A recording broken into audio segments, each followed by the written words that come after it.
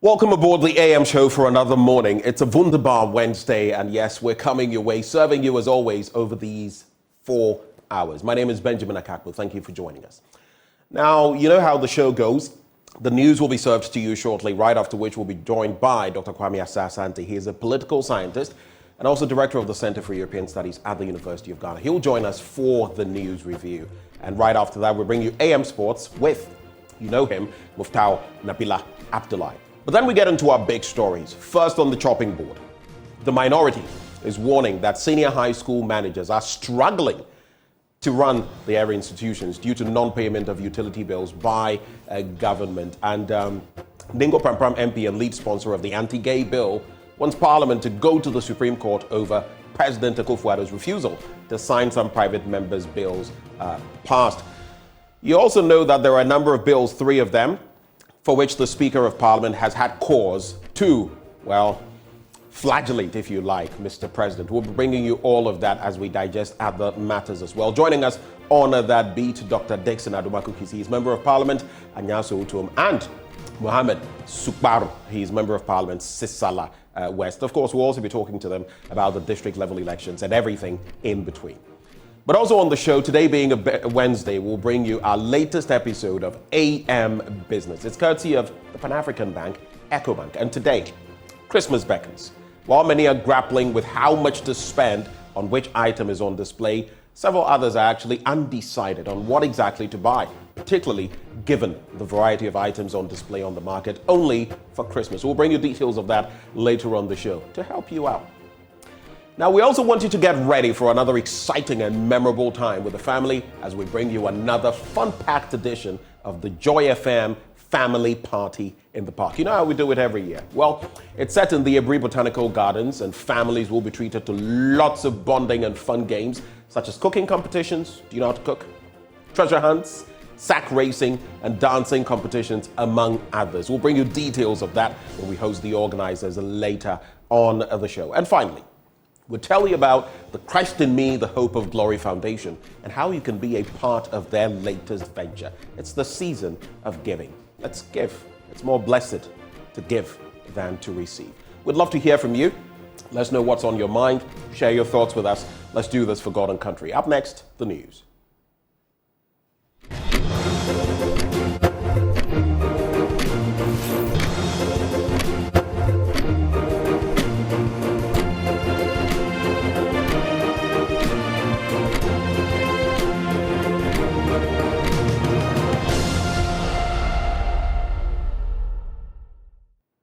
Thank you for staying for the news. Now, we start with a fallout from the district-level elections. 4 incumbent members of the Wa Municipal Assembly, including the only female member, lost their seats in the district-level elections.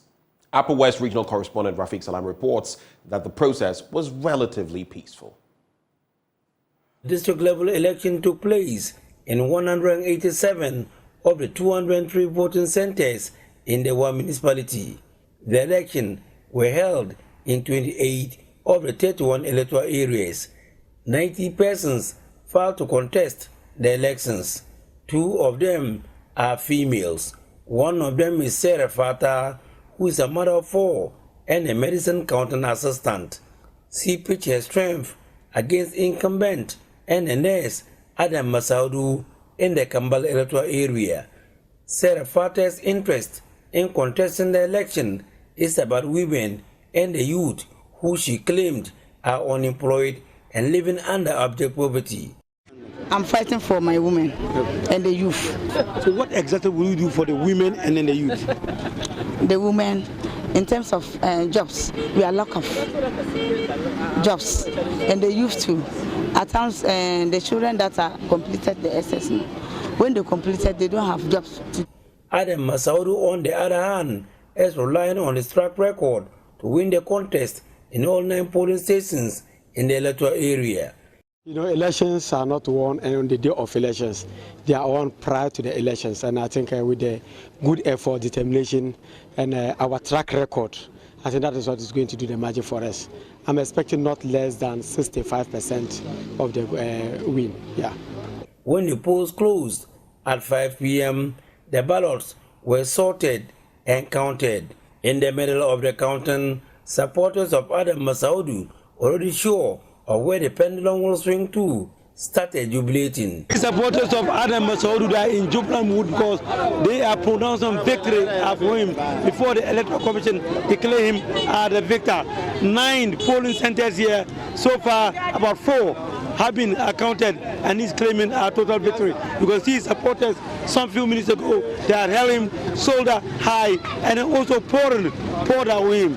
Masaudu Adam promised to work on the challenges that has been faced by the people of the Kambale electoral area. Look at Kambale Salakwana, that's the junction over there.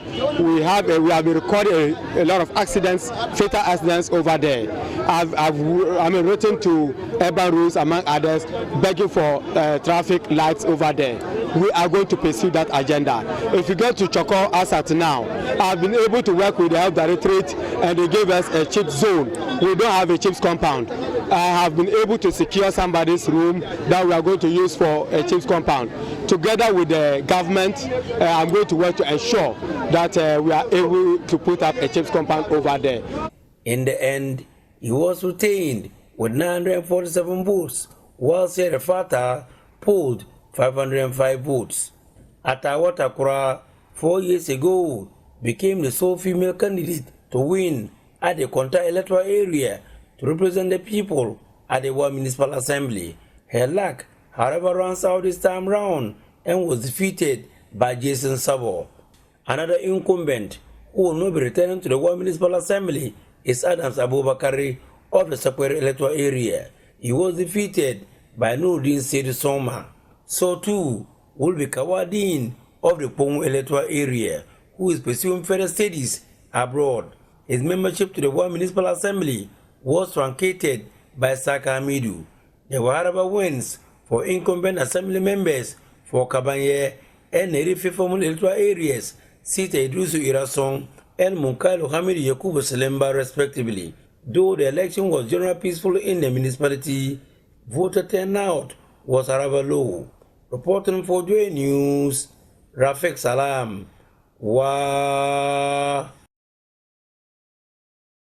Staying on the district level elections, low voter turnouts were recorded at most polling stations within the airport residential area.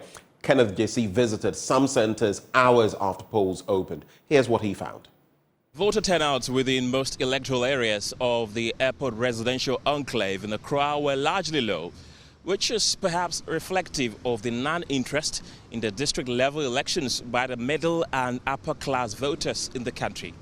The presiding officers of the Electoral Commission were, however, pleased with the orderly manner of the process. It's been okay, it's been smooth. We are expecting 700 people, but as at now we have only 22 people who have voted successfully. As we started, most of them were confused and asking questions about it, but our presiding officer educated them about it, so I don't think they're having a problem about that. No misunderstanding or qualms were recorded at the places we visited.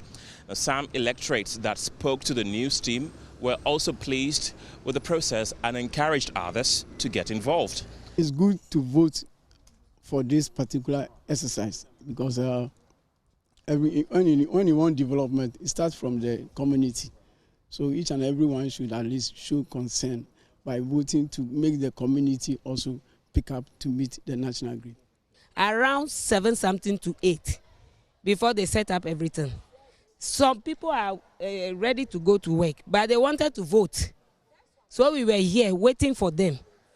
And the voting started around 7 something to 8. The Electoral Commission projected a 60% voter turnout for the district assembly elections, but it appears that number is far too ambitious if the unsurprising low voter turnout within the airport residential area is anything to go by. For Joy News, I'm Kenneth Jesse.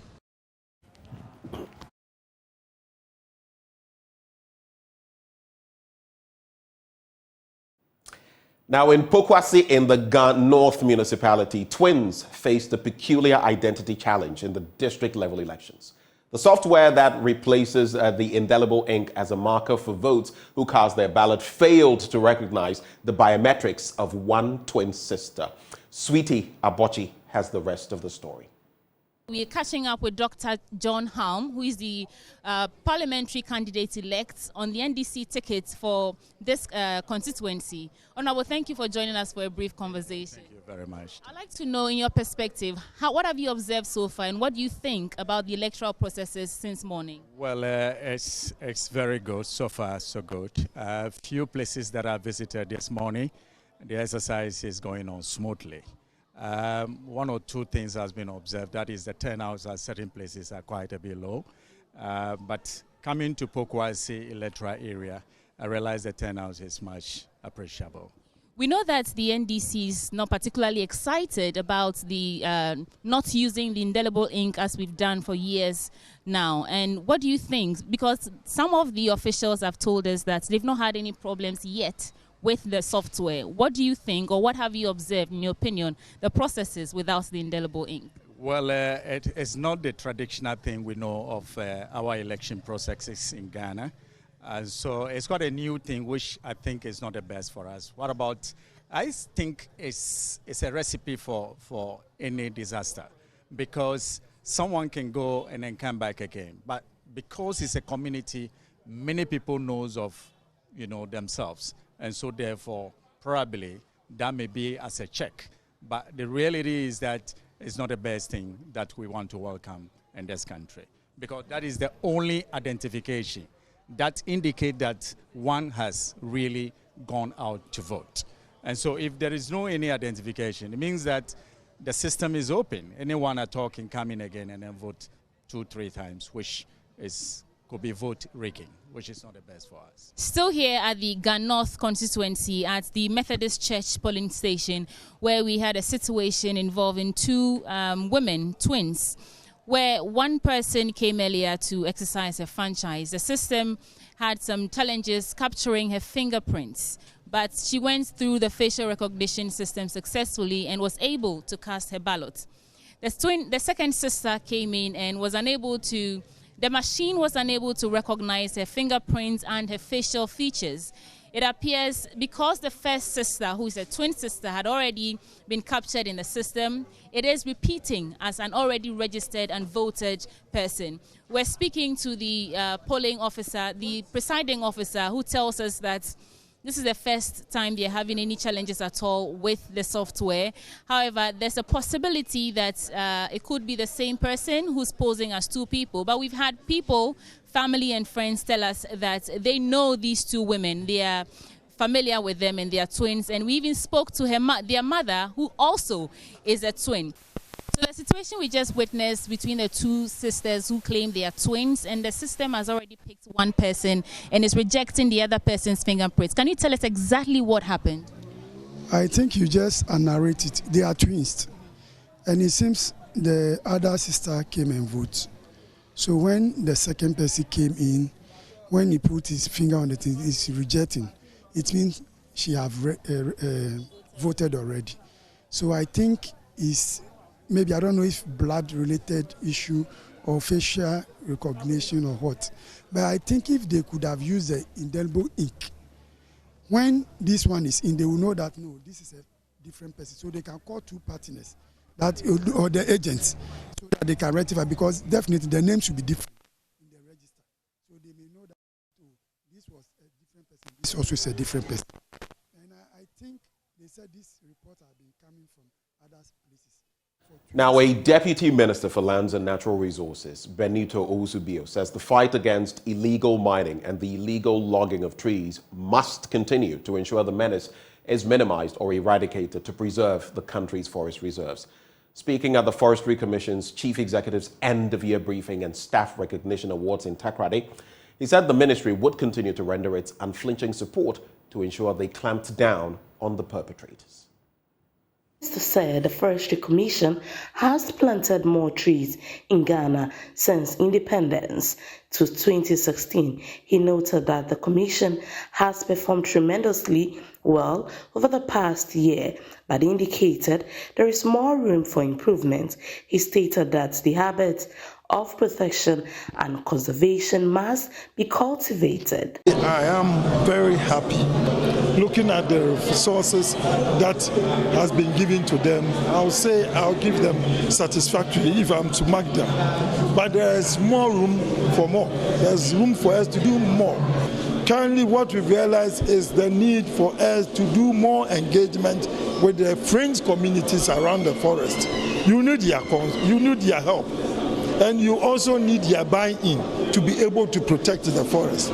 Now, we're going to help them to set up more of community resource management associations. These are community-driven, where the community themselves come together and form an association, and that association's aim and vision is to protect the forest. So, for instance, when they see any illegality ongoing there, they'll be the first to announce and let our officers and also the public or the security be aware that, hey, there's this person doing this here. The Western Regional Minister Kobna Ochredakon Mensah stressed on the need to regenerate the forest to be able to sell it globally. He called for the pricing of carbon credits at premium to generate more money to give to communities to energize them to protect the forest. Secondly, bamboo is also in vogue. But we believe that bamboo can also be an alternative to the normal timber species that we have. And if you go to China and other countries, they've been able to use bamboo to eradicate poverty, not just reduce, eradicate poverty. And we believe that it is time that the Forestry Commission and the Ministry of Lands and Natural Resources is raising financing for forest plantation. They should also raise part of the money for machinery, so that as we have the bamboo plantations, we can process them into hardwood and to other industrial products, so that they can serve the needs better than maybe using the normal species of wood in doing them. Chief Executive of the Forestry Commission, John Alote, touched on the need to equip workers in order to win in the battle of illegal mining and deforestation. The challenge confronting us today is how to combat the issues of illegal mining. I've already mentioned that the rapid response team are doing so well, but we need to equip them. They have limited, logistics to be able to move quickly and to move the numbers and to run multiple operations at the same time.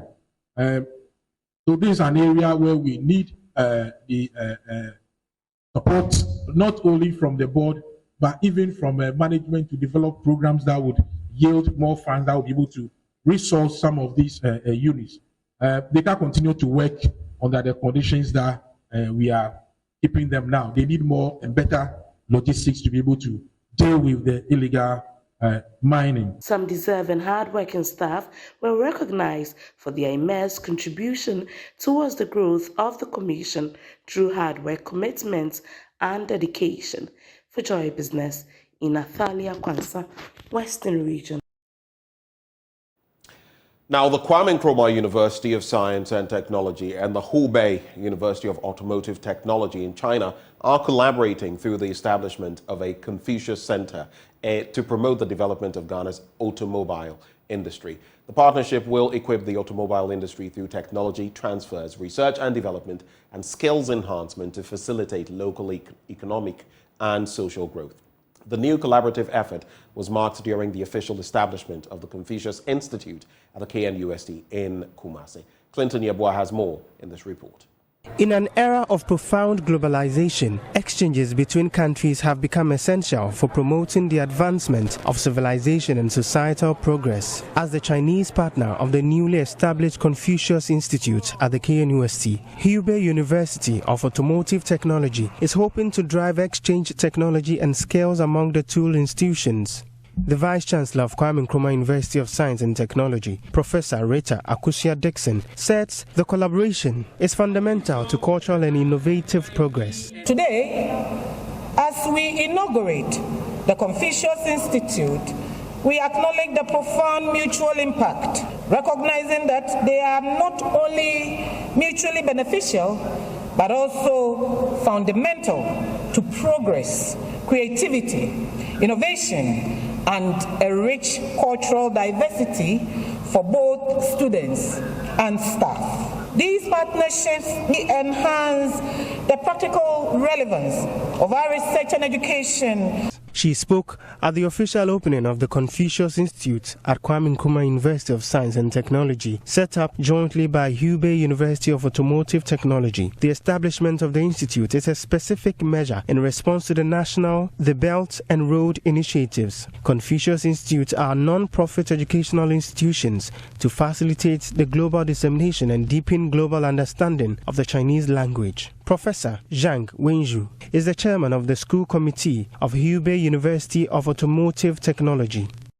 With promoting economic and cultural exchange between China and Ghana, fostering world peace and deepening the friendship between the two nations, to embrace the Chinese language, broaden their understanding of Chinese culture, and explore the fields of science and technology. By doing so, they can benefit from the wealth of the resources and the knowledge that China has to offer.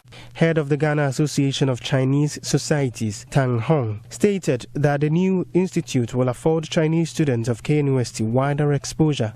The establishment of Confucius Institute at KNUST will add new vitality to the exchange between KNUST and Hubei University of Automotive Technology and other universities in China. More and more Ghanaian businessmen have begun to communicate with their Chinese partners in Chinese language.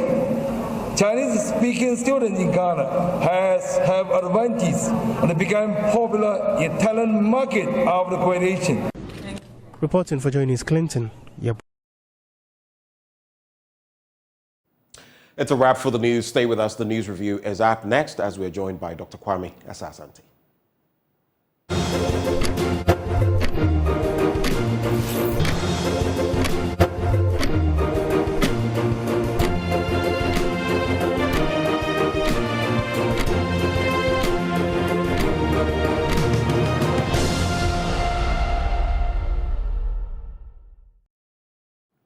Hello there. If you're just joining us, we're grateful that you've made the time. If you've stayed with us, we're grateful to you as well. Thank you for joining the news review belt of the AM show with yours truly. Right before we get into it, right before I introduce my guest, Endpoint Homeopathic Clinic. We talk about them every morning. They're helping us bring you this segment, and there are crucial matters they want us to bring to your doorstep. One, if you're a man, you've never checked your prostate, or you've not checked in a while, this is a great opportunity for you to do so for free. If you're a woman, you don't know what your fertility status is, this is a great opportunity for you to know for free. Just head to any of the branches of Endpoint Homeopathic Clinic and they'll sort you out. Now, here's where you can locate them. If you're here in Accra, you can go to Spintex opposite the Shell signboard. There's also Kumasi, if that's where you find yourself. That is Kronomabwe here behind the Angel Educational Complex. If you're in Tema, Community 22 is where you can find them. Then there's also Takrady Anaji Estate, there's Techiman Hanswa and Esiama in Zima. Their call lines are 0244 867 068 or 0274 234 321. Endpoint Homeopathic Clinic, the end to chronic disease. But just the start of the news review, we're joined by Dr. Kwame Asas Santi, my former lecturer in the Political Science Department of the University of Ghana. He also is director of the Center for European Studies. I am never shy of mentioning those who have taught me in the past because once your teacher, always your teacher. Doc, good morning. Good morning. And Ben, I must say I'm humbled. Yes. You can't change the script. What is. Anyway. Like we usually do on a Wednesday morning, I'd like to give you the opportunity of sharing your thoughts on anything. We'll definitely talk about the low turnout at the district level elections and all of that. They're in the papers. But is there anything that has happened in between the last time we spoke and now that you'd like to raise? I think I want to look at how the EC has so far conducted the district assembly elections. And I'm sure it dovetails into what you have in mind. I must say that, yes, if you look at some places, large places that they've covered, the performance was very much on top. However, there are pockets of problems that cause for worry. There are places where people talk about what? Lack of electoral materials and other problems associated with it. Remember, elections are, must be organized in a manner that will not raise any doubt or suspicion. So once you have the election management body whose duty it is to ensure that all these things are done and done right, and you have some problems like this, then people will begin to wonder whether they are sleeping on the job or there is something that really drastic that happened to the extent that they could not address it. But whatever the problem is, I expect the EC to perform very well at all times because elections can never be toyed with. This performance that we have seen, I admit that so far, since the coming into office of this EC executive, they have acquitted themselves creditably. But this district assembly election, I think they must go back to the drawing board and get the basis right. We don't want to know, we don't want to hear any excuse and apology and all that. Given contentious nature of elections, you don't want to, be on this type of path. It can create problems for us. All that they need to do, if you listen to Mr. Ahing, they should have started the printing long time to be able to identify whatever problems that are associated with the printing so as to address them. There are a whole lot of things that went wrong. In my constituency or my assembly, for instance, yesterday I was traveling to the place to vote only to be hit by a call from a Kropong that please forget about it, voting will take place today. That becomes a difficulty because if it happens in other places, maybe you have a day to go and exercise your franchise. The next day, there is something that you cannot run away from and all that. We believe that they must be able to do things right as we are preparing for 2024. And all the problems that they have identified that have plagued this election and then the last general election, it is the time for them to learn and address them head on. We don't want to see a repeat of that in the 2024 and a lot of incidents that happened that went under the carpet. We don't want to see that. So if they need support, they need to be able to be open and share their problems. Problem shared is problem solved. Then we'll be able to come in and support them. But we don't want any excuses and apology. Apologies do not fix any problem. They need to get their acts right.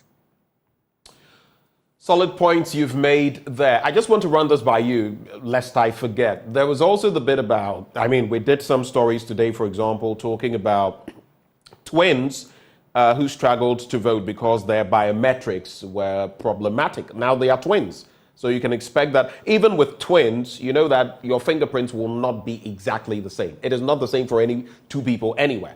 But because they are twins, I'm sure there were similarities and the biometrics struggled with them. My question then, you know that the Electoral Commission has been talking about not using the indelible ink or the other bits that marks your little finger or wherever when you vote in the coming election. And some people have said, no, this is a recipe for disaster. You keep saying that you have the systems in place, biometrics and all of that, so that people can't double vote. And that maybe there's a QR code, or is it, what do they even call that bit? So that once you vote, your code is quashed. But why not have more layers, right? Why take away something that has worked for such a long time? Just let it be an extra layer to confirm so that people don't vote twice, because it could be a recipe for disaster. What do you think about that?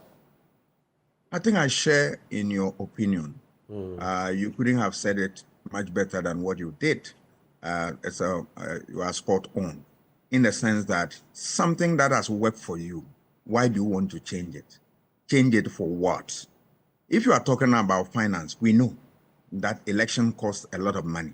And that is why this country, in spite of our meager resources, we're trying to make sure that we provide the resources ourselves to fund our elections. Previously, we have had donors who have been able to support us through thick and thin. And last election, the EC announced that for the first time, we have been able to fund elections ourselves. Good news. But that should not take away something that has worked for us for a very long time. Why do you change a winning team? I don't get it. The logic behind that is WAP, in the sense that if it has worked for you and you take it off, are you looking, so you are now going to address problems that are associated with a new one? You have, as you said, second layer. So the new one that you are experimenting, if there are problems, you can fall on the old one.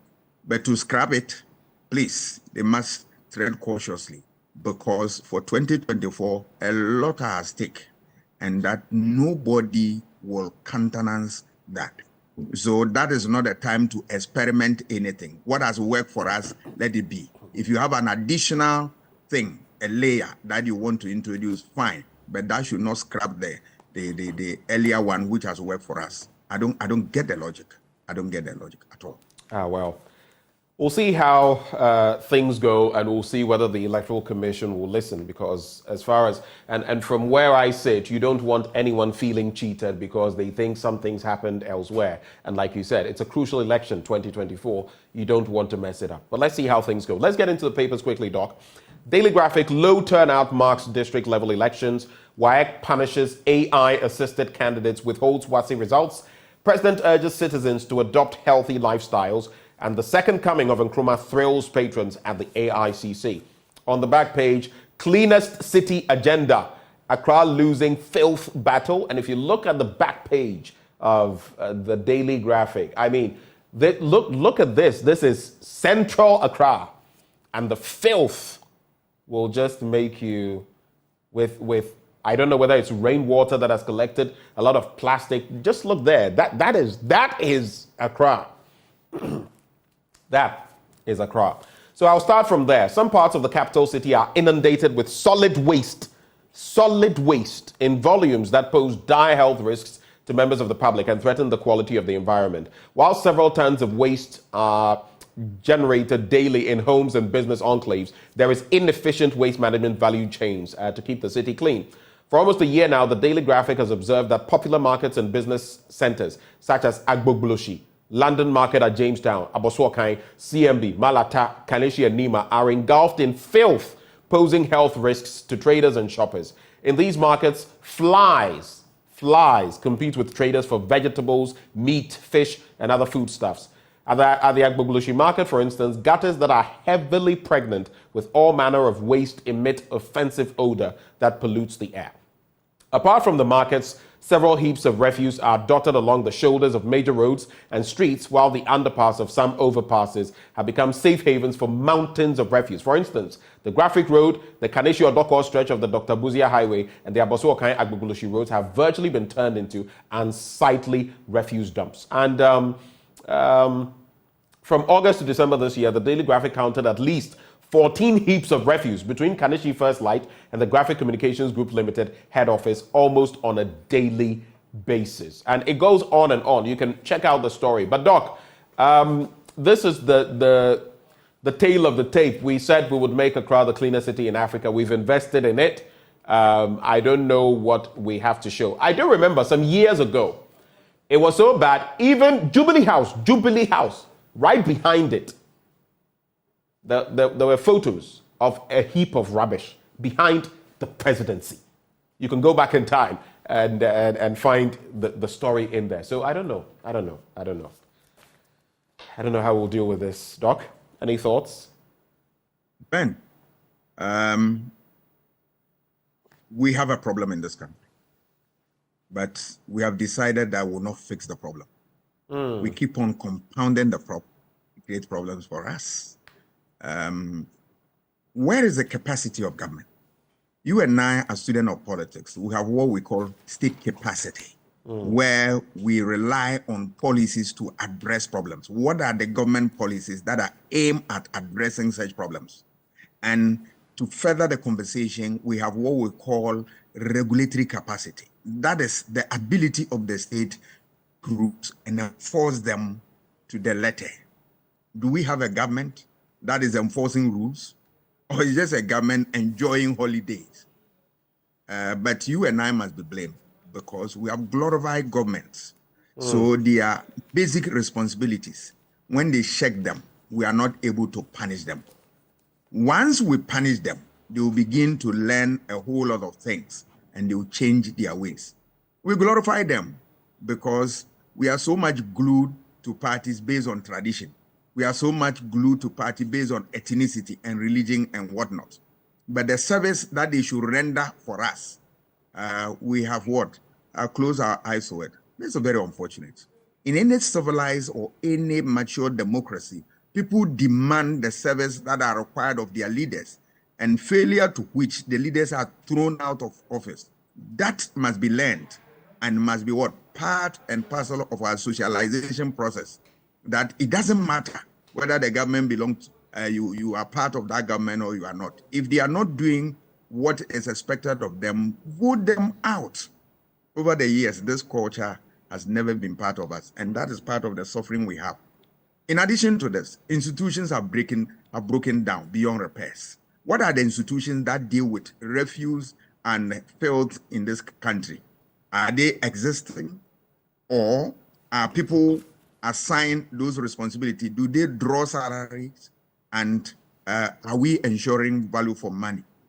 Institutions are broken. When I was a little boy at Ekropong, there were what we call sanitary inspectors, town council people. Yeah. They come around and they will summon you. I tell you, the famous Papa Kwekweku, you could not misbehave when man was coming around. You will be put before court. He put his mother before court for that type of, offense. Yes, Papa Kwekweku, the greatest of all. What are we seeing today? I mean, those institutions, are they working? Here you are.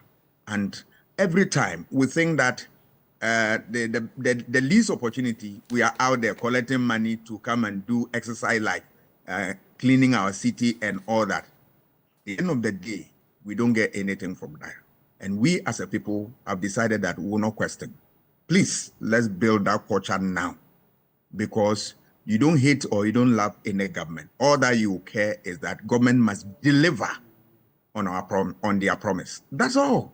Once we do that, we'll be able to live in a very peaceful society. Look at advanced society that we clamor to visit and live there. It's nothing but beautiful environment that is well kept. That is all.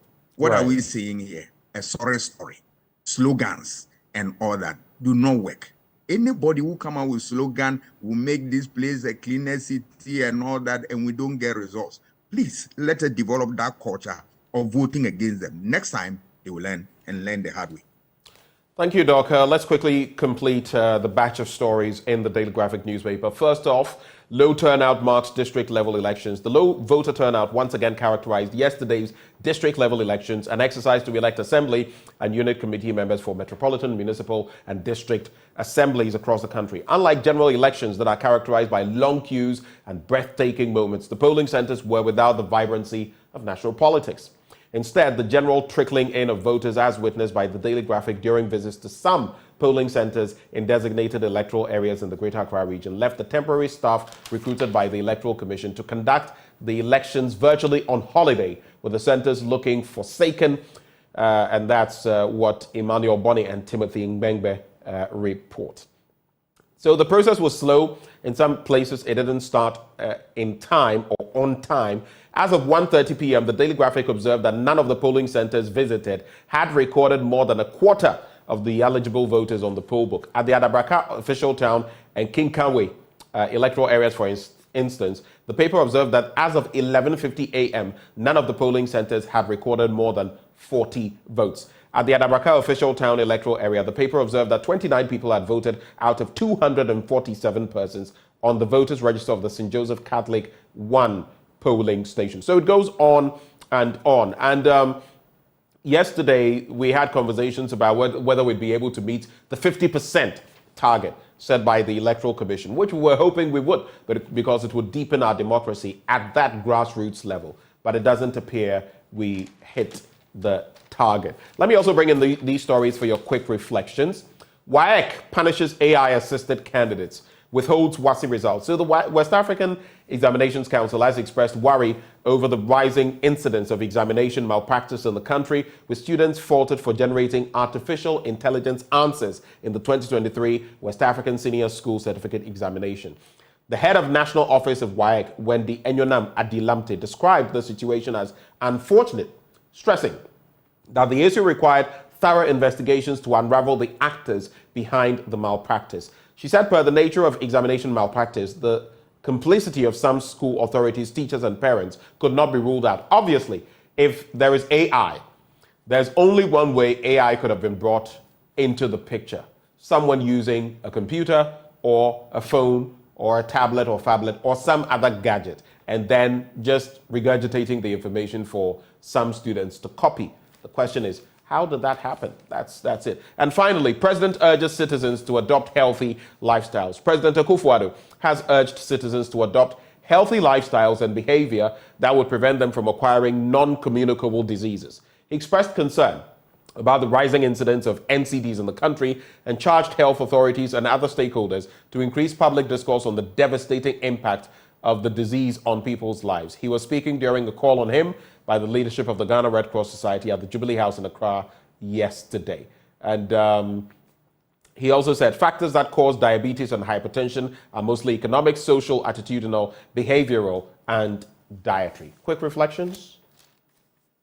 Yeah, I will start with WAEC and their effort to stamp out irregularities in exams.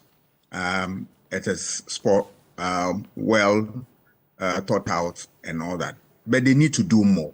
Right. How do these gadgets get into the exam hall? It means that there's a problem with supervision, because once you are stern and you have your men on the ground with eagle eyes, some of these things cannot slip through your fingers. So I'm surprised that people could get into the exam hall with powerful gadgets and trying to use modern technology to address questions. You know, it's unfortunate. If they don't have the capacity to understand these things, they should go to Legon and learn. When we are writing exam, my brother, you can't, cross the line. That I can praise my school for that. Look, you'll be caught and dismissed. So WAEC should be able to strengthen all the effort here to deal with this problem head on. What they can also do is to get more invigilators and, if possible, get more cameras in the exam centers so that nobody can, misbehave in exam hall. And then they should continue with what the socialization process, educating the need to do independent work. It is so important. It is so important. Once they get the basics right, I'm sure they are home and right. Low voter turnout for district assembly elections. It's not news, because this country, yes, we claim that we are democracy. We want to build a solid democracy, but we'll forget about that. Democracy developed from the grassroots. The grassroots, we are not ready to strengthen their efforts. Think tanks, scholars have researched into these things and have realized the need to make the district assembly election partisan. And we had opportunity as a people through a referendum to decide whether that direction is what we want to go. We threw that away. And now here we are. Once you have something that is different from the national level, it creates a whole problem. Partisan at the national level and non-partisan at the base, it's contradictory. And there is a need for this conversation to be brought back one more time for a thorough discussion and understanding, so that we can opt for this partisan nature of election at the district level or not. It is the way to go. Let's wrap with some more stories in the Ghanaian Times, and then we'll do the daily guide and call it a review. Traders decry low sales ahead of Yuletide. Some traders at Kanishi Market pictured there. They're saying, and I guess it's on the back of the economy. We're told, we felt that, once we got into the season, things would be better, but it appears that is not necessarily the case. That story is on page 12 of the Ghanaian Times newspaper. But let me quickly do these. If we don't curb over monetization, terrorists will soon hijack our democracy.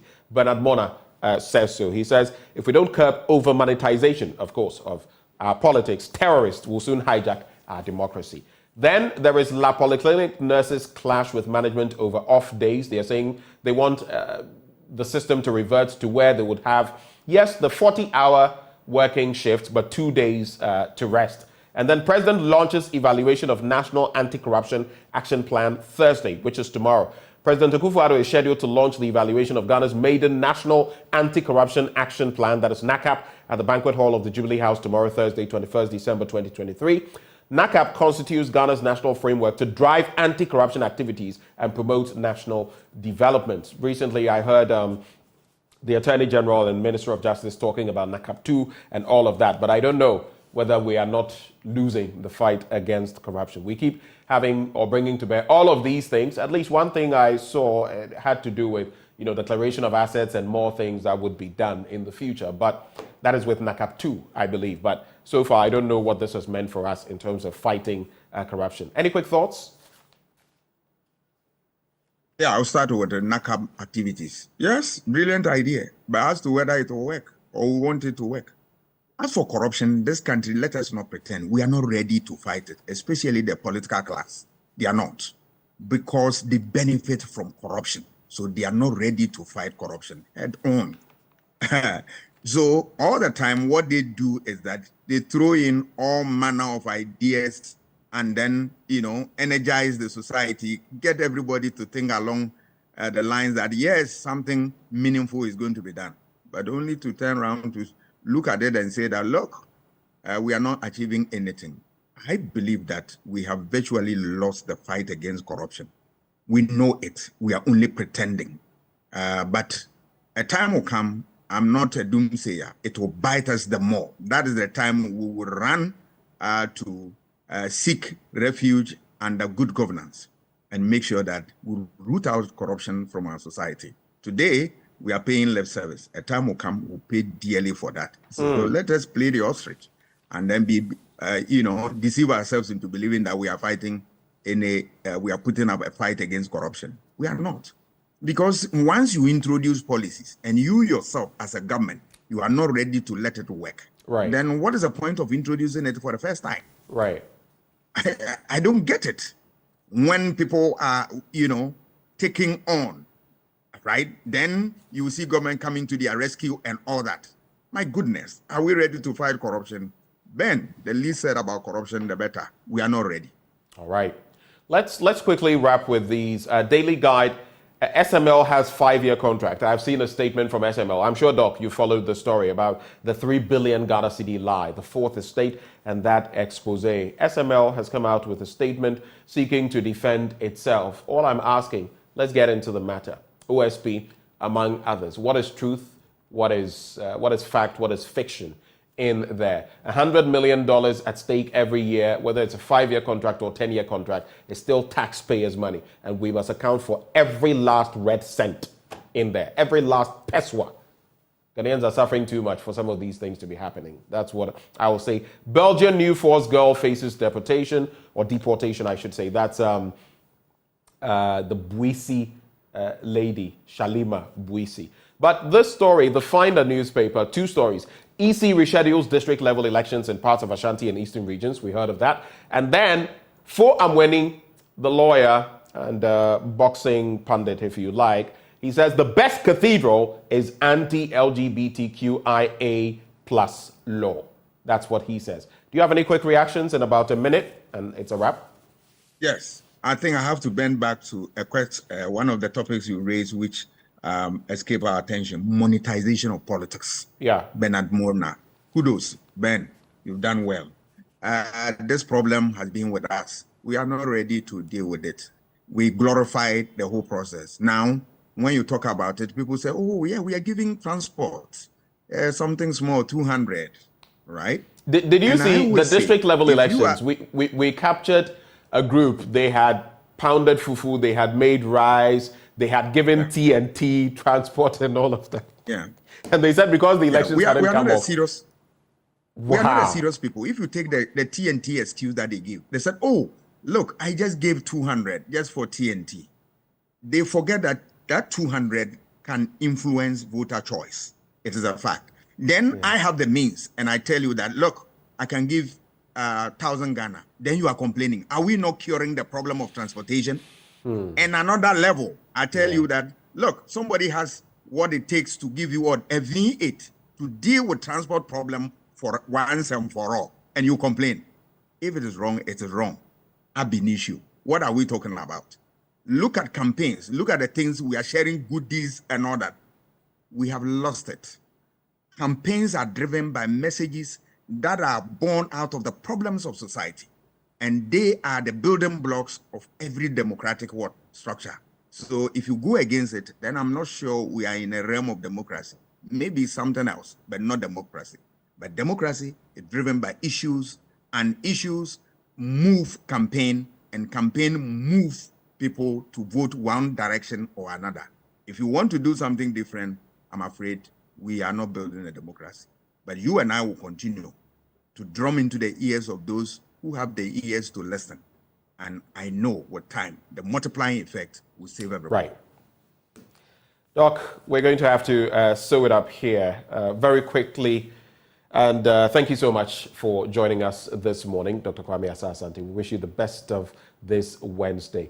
He is a political scientist at the University of Ghana and director of the Center for European Studies. Right before we get into sports, Endpoint Homeopathic Clinic helping us bring you this segment every weekday.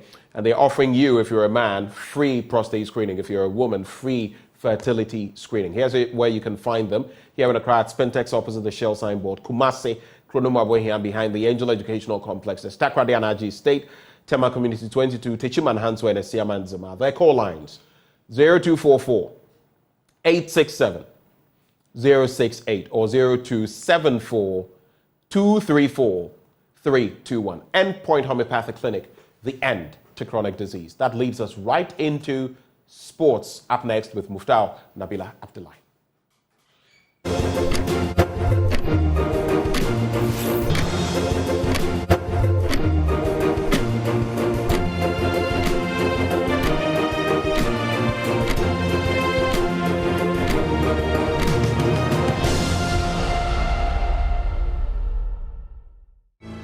Welcome everyone to AM Sports here with me, Muftau Nabila Abdullahi, and a member of the Parliamentary Select Committee for Sports, Kobina Mensah Woyeme, has revealed that the Minister of Youth and Sport, Mustafa Yusuf, has promised the Parliamentary Select Committee on Sports that he will liaise with the Ghana Football Association to provide details of Ghana's World Cup prize money, which came from FIFA in July this year. Joy Sports, in a publication about 2 weeks ago, revealed that the Ghana Football Association reported $7.9 million instead of $9 million, which was captured in the FIFA annual report for 2022. FIFA, in an email to Joy Sports, also indicated that the sum received by the Ghana Football Association can be found in page 219 of the FIFA financial report. And also a follow-up email from FIFA also indicated that the amount credited to the Ghana Football Association could be found in the FIFA financial report, page 219. And in page 219 of that document, the amount is $9 million. However, the Ghana Football Association told government that they received $7.9 million from FIFA. Now, Parliament has taken interest in this. They have engaged the Minister of Youth and Sports, and Kobina Mensah Woyeme, who is a member of the Parliamentary Select Committee on Sports, was on the floor of Parliament on Monday, and he says that the Minister has promised to liaise with the Ghana Football Association for the details of the amount that came from FIFA. The government funded our participation in this FIFA World Cup, and we all know the story. We came back home after the first round, But we are aware or have heard that some transfers have happened in terms of the prize money from FIFA. And it was a matter we discussed or raised at the committee, and the minister has assured us that he will be forthcoming with details of it in terms of liaising with the FA so that we will see what actually came, so that the report in the media can be put to a proper perspective. There will be the need for us to understand how much money was actually transferred and how much is coming to the ministry and how the ministry intends spending it to benefit the development of sports, and in particular football, so that we all appreciate where we are heading. Now, let's talk about the Black Stars. In recent years, there have been many reports of alleged voodoo in the senior national team, the Black Stars. Between 2013 and 2014, it became extremely famous, especially after Fatau Dauda displaced Adam Larson Kwarase as the first choice goalkeeper of the Black Stars. Fatau Dauda has called on Ghanaians to erase that erroneous perception they have about him, though he did not deny that he engages in sacrifices he believes helps him to be very fit when playing for the senior national team. His decision to engage in those sacrifices is not to harm his colleague, but rather to secure him and make him fully fit to play for the national team. One thing people don't know about Kwarase. When I was going to play the game, he came to my room to tell me, Fatau, you are going to make us win this cup. So I'm supporting you. Let's go and do it. I remember the game after Kevet. We came back to the hotel. He was having some Samsung. He bought some Samsung, new one. Yeah. New. That time, phone. That Samsung phone. Very expensive. You know, Kwarase, he had this white people mindset. So he came and said, Fatau, this boy, I bought it for $1,500. But give me any amount and take it. I'm dashing it to you. And so I have 500. I said, no, bring it. So it's like he dashed me the phone after that game. And then Kojo Asamo also called me in his room and gave me $1,000 because of that game. Anytime we play the game, before we finish tossing, whatever we do, Kwarase will come, hug me before I go to the field. So, you know something? If you are strong in prayers and people are trying to get to the road, they will tell you are a devil. I will never in my life go and do. What I do is I pray to get protected, not to get injuries. I can never pray to tell God to let me perform because, okay, if I sit down, I don't train, how can I perform? No, you need to train.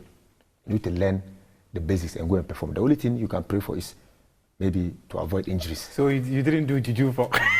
I prayed a lot. Me, whenever I'm going to play match, let me tell you, the ships I slaughter in my life is good about 300. 300 ships in my life, I'm telling you. And if I'm going to pray, they don't pray for me alone. They pray for the whole team. So why do you slaughter them? It's prayers. I need to pray. I'm Muslim. I believe in Quran. You have to recite the Quran and then slaughter. I did it. And have you heard me getting injured in the national team before? Never. I will never get injured. So there was no discord between you and Kwarase at the 2014 World Cup? Never. I'm a player. Whatever the coaches ask you to come, you come and do it. So I know people are listening to you, people are watching. They should take that thing off their mind. Even today, if you meet Kwarase, we talk nicely. I like he's an agent now or something like that. I don't know. Coach, he's coaching here. Yes, I'm also coaching. You understand? And so, this world, if you do wicked to someone, it will follow you. To CAF Interclub football, Mediama SC, they will come up against Yanga in their fourth game of the ongoing CAF Champions League. The Ghana Premier League champions will be seeking for a point or even victory to enhance their chances of qualifying to the next phase of the competition. Head coach of the team, Evans Augustine Odete, says that having just 4 points out of possible 9 is not good enough for the team, and what he wants to do in today's encounter is to get at least a point against Yanga. Mediama 4 out of 9 points from 3 games. It's not convincing to me as a coach of the side. And on the other hand, Yanga also 2 points behind me from 3 games speaks of how Yanga is determined to match us come tomorrow. I need to be cautious. I need to map a strategy that will help Midiama to stay out of defeat. We are prepared. Because like I said earlier, I need to be cautious. My team especially need to be cautious. A win will keep my team marching forward. A defeat will bring the morale of my team down. Why? Because 4 out of 9 points, I need a win. I need a draw to keep going because the next game against El Ahly is also a difficult task far away in my country. So all that I want to say is I'm side, my boys are side. We are ready for the battle. I'm not coming to this game with 1 game plan. I have 2 game plans, plan A, plan B. If plan A is working, I'll keep on going forward. If plan A is not working, quickly I have to switch to my plan B. And I have all these plans under my sleeves together with my team. For Dreams FC, they are in the CAF Confederation Cup, following their success of winning the FA Cup, and they will also be playing later today. They have got 6 points out of 9, and a win later today will also enhance their chances of qualifying to the next phase of the competition. Head coach of the team, Abdul Karim Zito, says every game they are going to play is a must-win. We are going, so now with the points gathered, it means it's a game that we tend to must win game. If we want to make any meaningful impact into this competition, tomorrow is the day. You know, every game has its own dealings. The dynamics change seriously. When I went to away, I had a different system, have different attitude of play. They also had their own way of play.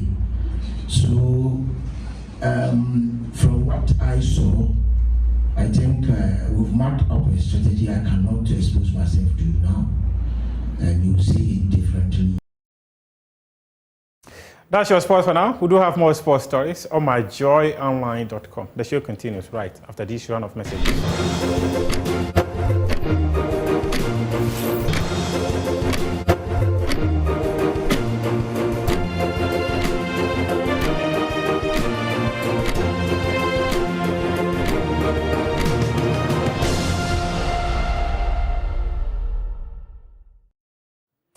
Welcome back on the AM show, and of course we get into our big stories. Now, first on the chopping board, we're going to engage our members of parliament from both sides, the NDC and the MPP, on 3 crucial issues. The first, the minority is warning that senior high school managers are struggling to run their institutions due to the non-payment of utility bills. Then we'll also contemplate the fact that the Ningo Prampram, a member of parliament, Sam Jatta George, and the leading sponsor of the anti-gay bill, wants Parliament to go to the Supreme Court over President Akufo-Addo's refusal to sign some private members' bills that were passed. We'll also talk about the district level elections. Joining us for a discussion on same, we have in the studio Mohammed Sukparu. He's Member of Parliament for Sisala West. He joins the conversation. Later, we'll also be joined by Dixon Adumaku-Kisi, Dr. Adumaku-Kisi. He's Member of Parliament, Anya Sotum. Mr. Sukparu, a very good morning to you. Good morning, my brother. It's good to have you join the conversation this morning. I see you're still a bit busy receiving calls. Is it from your constituency? Oh, yes, from my constituency, you know. They never leave you in peace, do they? They will never leave you in peace. Even when you are sleeping, you will receive the calls. And I understand because you are the person they are looking up to, and so when they have problems, certainly you expect those things from them.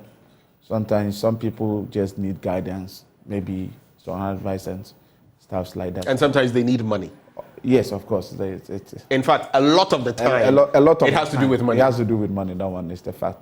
It has okay. to do with money. We'll get into that. This is your first time on the show, so it's good to host you. But first off, Sisala West, how is your constituency faring? I do this to all members of parliament whenever they come. How is your constituency faring? Well, in terms of health-wise, we are fine. In terms of economic activity, as you know, we are the largest producers of maize in Ghana. I see. Yes. I didn't know that. Yes, the Sisala area, yes, the largest. You can find out. We are the largest. We feed this country when it comes to cereal, maize and soybeans.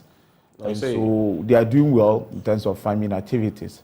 But in terms of infrastructure, zero.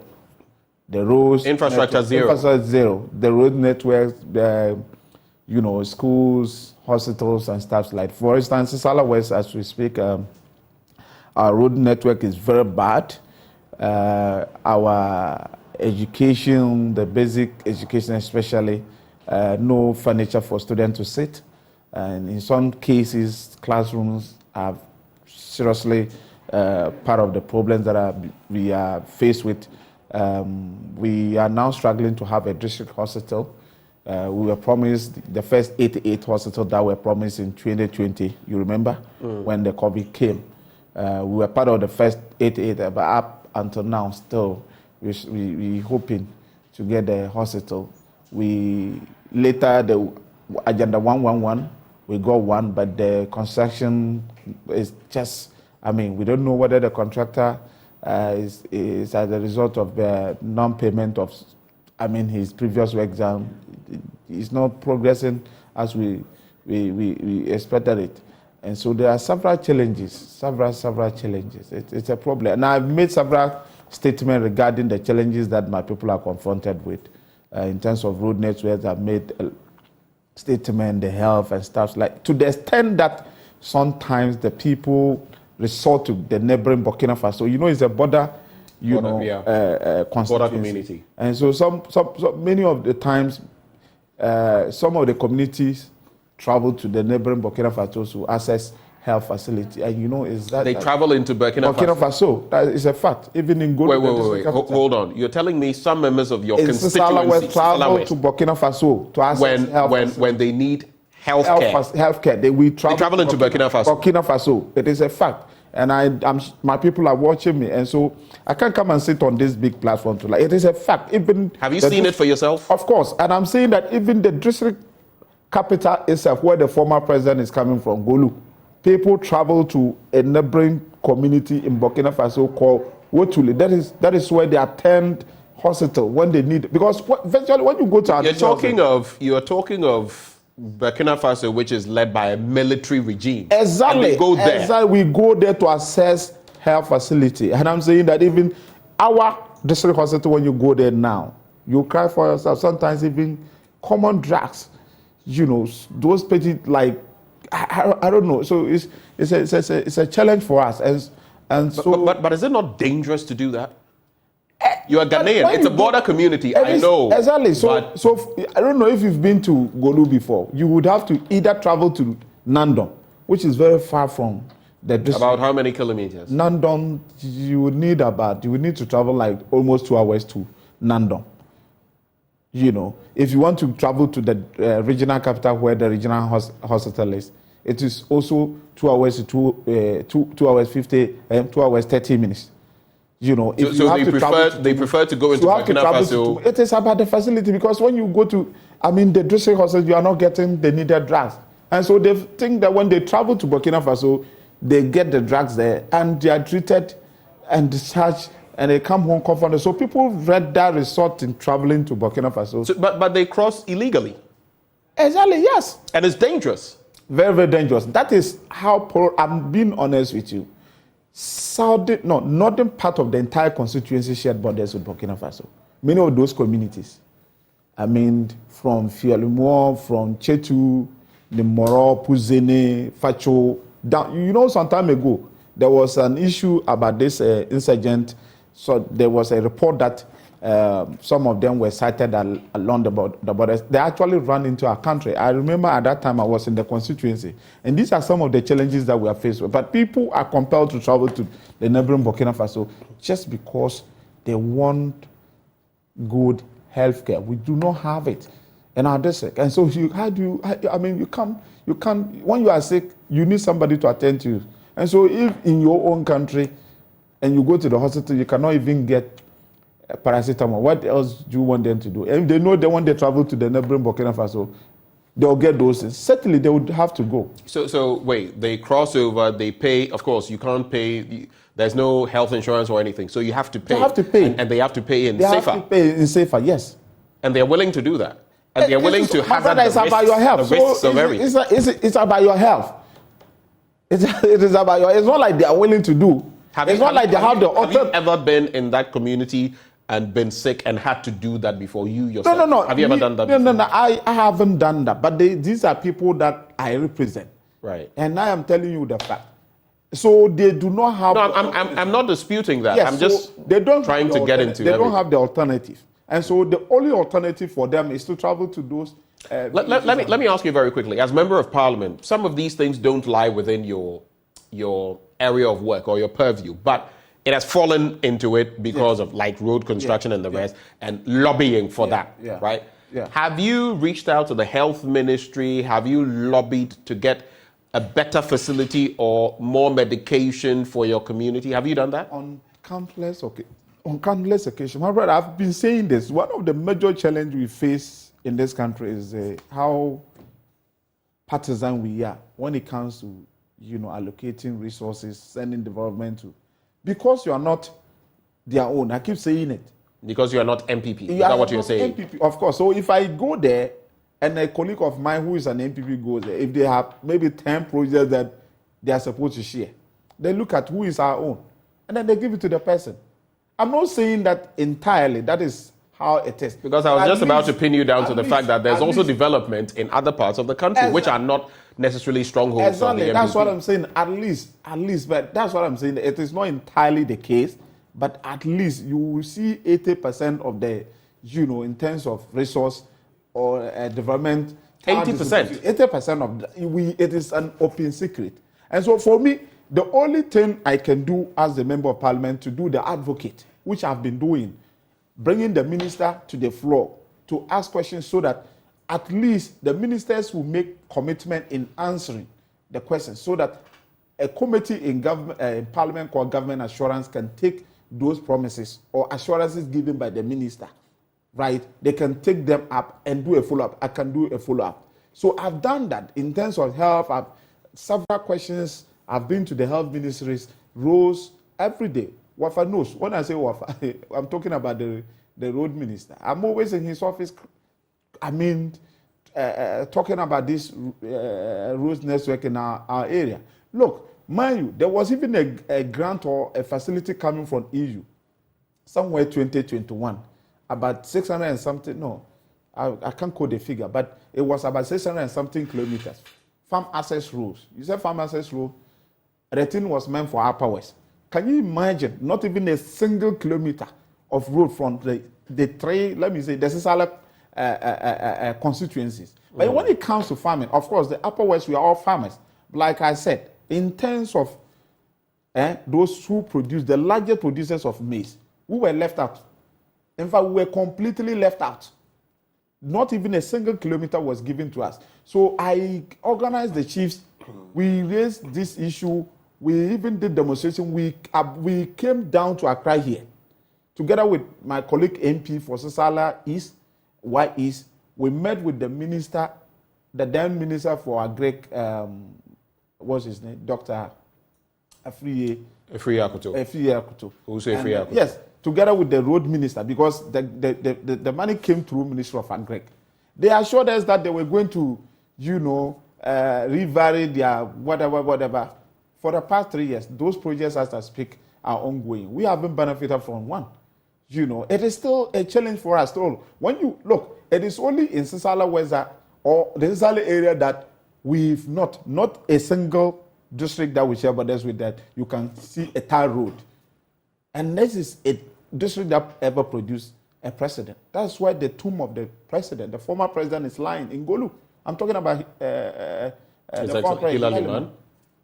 It's a challenge from Golu, or if you are traveling from Golu to Tumu, the road is very bad. From Golu to Lembusie, same. Golu to Japa, same.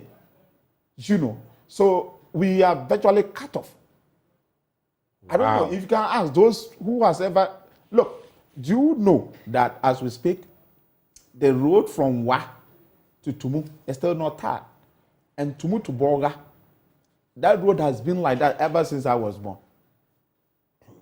So it's a challenge. So sometimes you go... And funny enough, when you are traveling from my constituencies to Burkina Faso, the moment you get to the border, you are entering into a tar road. Right when you get to the yes, border. the border, yes. Of Where course, the well, immigration it's a officers- border area. You would expect a target. No, but so why are we not also tiring from our side to meet them? So how does this make you feel? Does it make you feel as though you were less Ghanaian, especially in your constituency? And trust me. Does it make you as MP? Does it Yes, make your sometimes I constituents feel less yes, Ghanaian? Yeah, less Ghanaian, and they themselves feel that. I must be honest with you. They themselves feel that. They themselves feel that. They feel like we are not part of this country. That's how we feel. We see road construction ongoing at other places. We are not getting that. Hospitals, we are not getting that. I said when you go to the hospital, even medication becomes a challenge. Many of the nurses are afraid to speak out. You know, and these are real issues. Our people rather feel safe in Burkina Faso, to be honest with you. They prefer to be in Burkina because that is the only place when they go, they get health facilities to attend to. Yes, you have a district like Sisala West that is so scattered, 56 communities, my brother. 56 communities. To travel from one end to the district capital to access the facility in the district capital, one need to travel almost 2 hours to get to the district capital. And so when you come there, you are not even going to be given the medication that you need.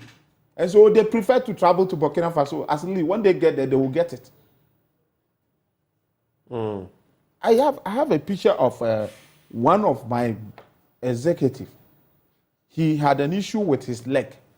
I kept calling for them to bring him to Wa. In fact, when I was not getting him on phone, I sent somebody to go to the village. And when the guy got to their village, they told him, oh, the guy is at the hospital. Which hospital? We were looking for him at all the hospitals. Is he at the regional hospital, Nandon, Tumu, or Golu? The guy was at Burkina Faso. So I sent somebody to visit him at the Burkina Faso. And so when they went there, because of, I said they should go. Why is it that they should bring him? I was afraid. He rather told them that he was safe in Burkina Faso because when he went to our hospital, there was nothing to be given to him. And at that particular facility in Burkina, he was being treated. As I speak to you, he's fine now. And so these are some of the challenges that we are faced with. A country like Burkina, right, that has experienced coup 3 times within a year or so. Our people, we have been practicing stable democracy for the past 30 years.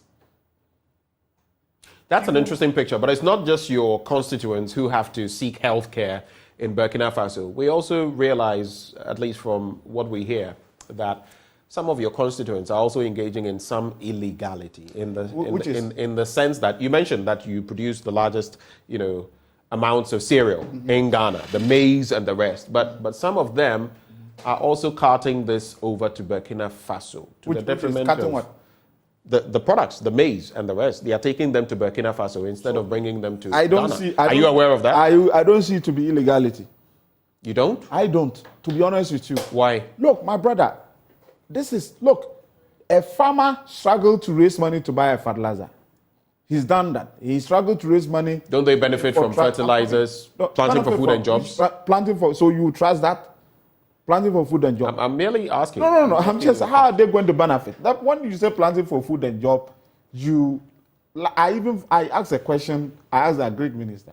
There's no fertilizer subsidies. They said they are going to look out for people to supply fertilizers to those planting for food and jobs. It is people that you must be part of a group to benefit from that. How many of the farmers that are going to be, they identify, and many of these things, they share among the politicians. Okay, so let's focus on your reasoning in terms of taking the products to Burkina Faso instead of going through the proper routes. If it is the responsibility of government to provide them already market. After production, there should be a market, right, to buy those farm produce from them. So if after production, after harvesting from the farm, there's nobody to buy the farm produce, and if there is a market, a nearby market, when they take the products there, they will get something. What do you think they should do? But look at it from this angle. If you are the largest producers of maize and other cereals, okay, you would expect that. I mean, quite a chunk of it is bought by Ghanaians, right? Yes. And we have our own issues with food sustainability, food security. So why then? I get it from the standpoint of wanting to make money. I just wanting to make money. One other obstacle for them, I told you about the nature of our road networks. To even transport the farm produce to this, to the regional capital, it's a problem. It's a problem because the roads are no good. It is rather cheaper to transport those things to the neighboring Burkina Faso. I'm being honest with you. And so for us to be able to cap this, government must invest in the road network and also provide, market for the farmers to be able to sell their farm produce to after harvesting. But until that, I mean, you cannot, when you have your maize lying in the house and you need money to pay your child's school fees, and there's no market for you to sell in your country, and there's a market somewhere, where do you think will happen? Certainly the person will find ways and means to take those things there. So we're talking of large volumes of maize and cereals going to Burkina Faso instead of coming into Ghana. Yes. And wow, I see. Because of the road network. So terrible road network from what you've... Terrible health situation. In terms of education, I said the students, even to sit on furniture is a problem. Let me hold for me. I'll come back to you on another bit in respect of your constituency before we get into the core issues. We're joined by the Member of Parliament as well for Anyanso Utum, Dr. Dixon Adomakukisi. Doc, good morning. Morning.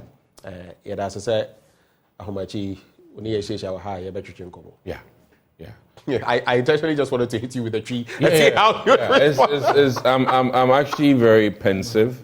And listening to your accent, your tree accent, to determine if it's original or adulterated. I think you need a little bit more fufu. Fufu. Yes. Fufu they mean new. So I've hit it right on the nail. So if you won't do fufu, then I think I'll recommend. I do everything else from teaser to potato and everything. But not enough. Hey, it will help you with your dialect. So have some more kuntumre. I'm a tree scholar. Well, the diction. Yeah. But welcome aboard. You know how we do it. I started from his constituency. Sisala West, and your colleague, what he's been telling me, I know you followed a bit of it before while coming here. You heard him. I wanted to save this for you because as a medical doctor, he says it's so bad in his constituency, not just his constituency, I think there are three. Is it three constituencies in there? Yeah, there are about four. Sisala West, Sisala East, Y East, and Lembusi. Good. And things are so bad that for healthcare purposes, he was even shocked. His people sometimes go to neighboring Burkina Faso to get healthcare because it's a border community. They can easily cross, they go there, and they prefer to do that for two reasons. One, you go to the district hospitals after having traveled for 2 hours, 2.5 hours, and even paracetamol may be a problem. That is one. And two, the road network, terrible.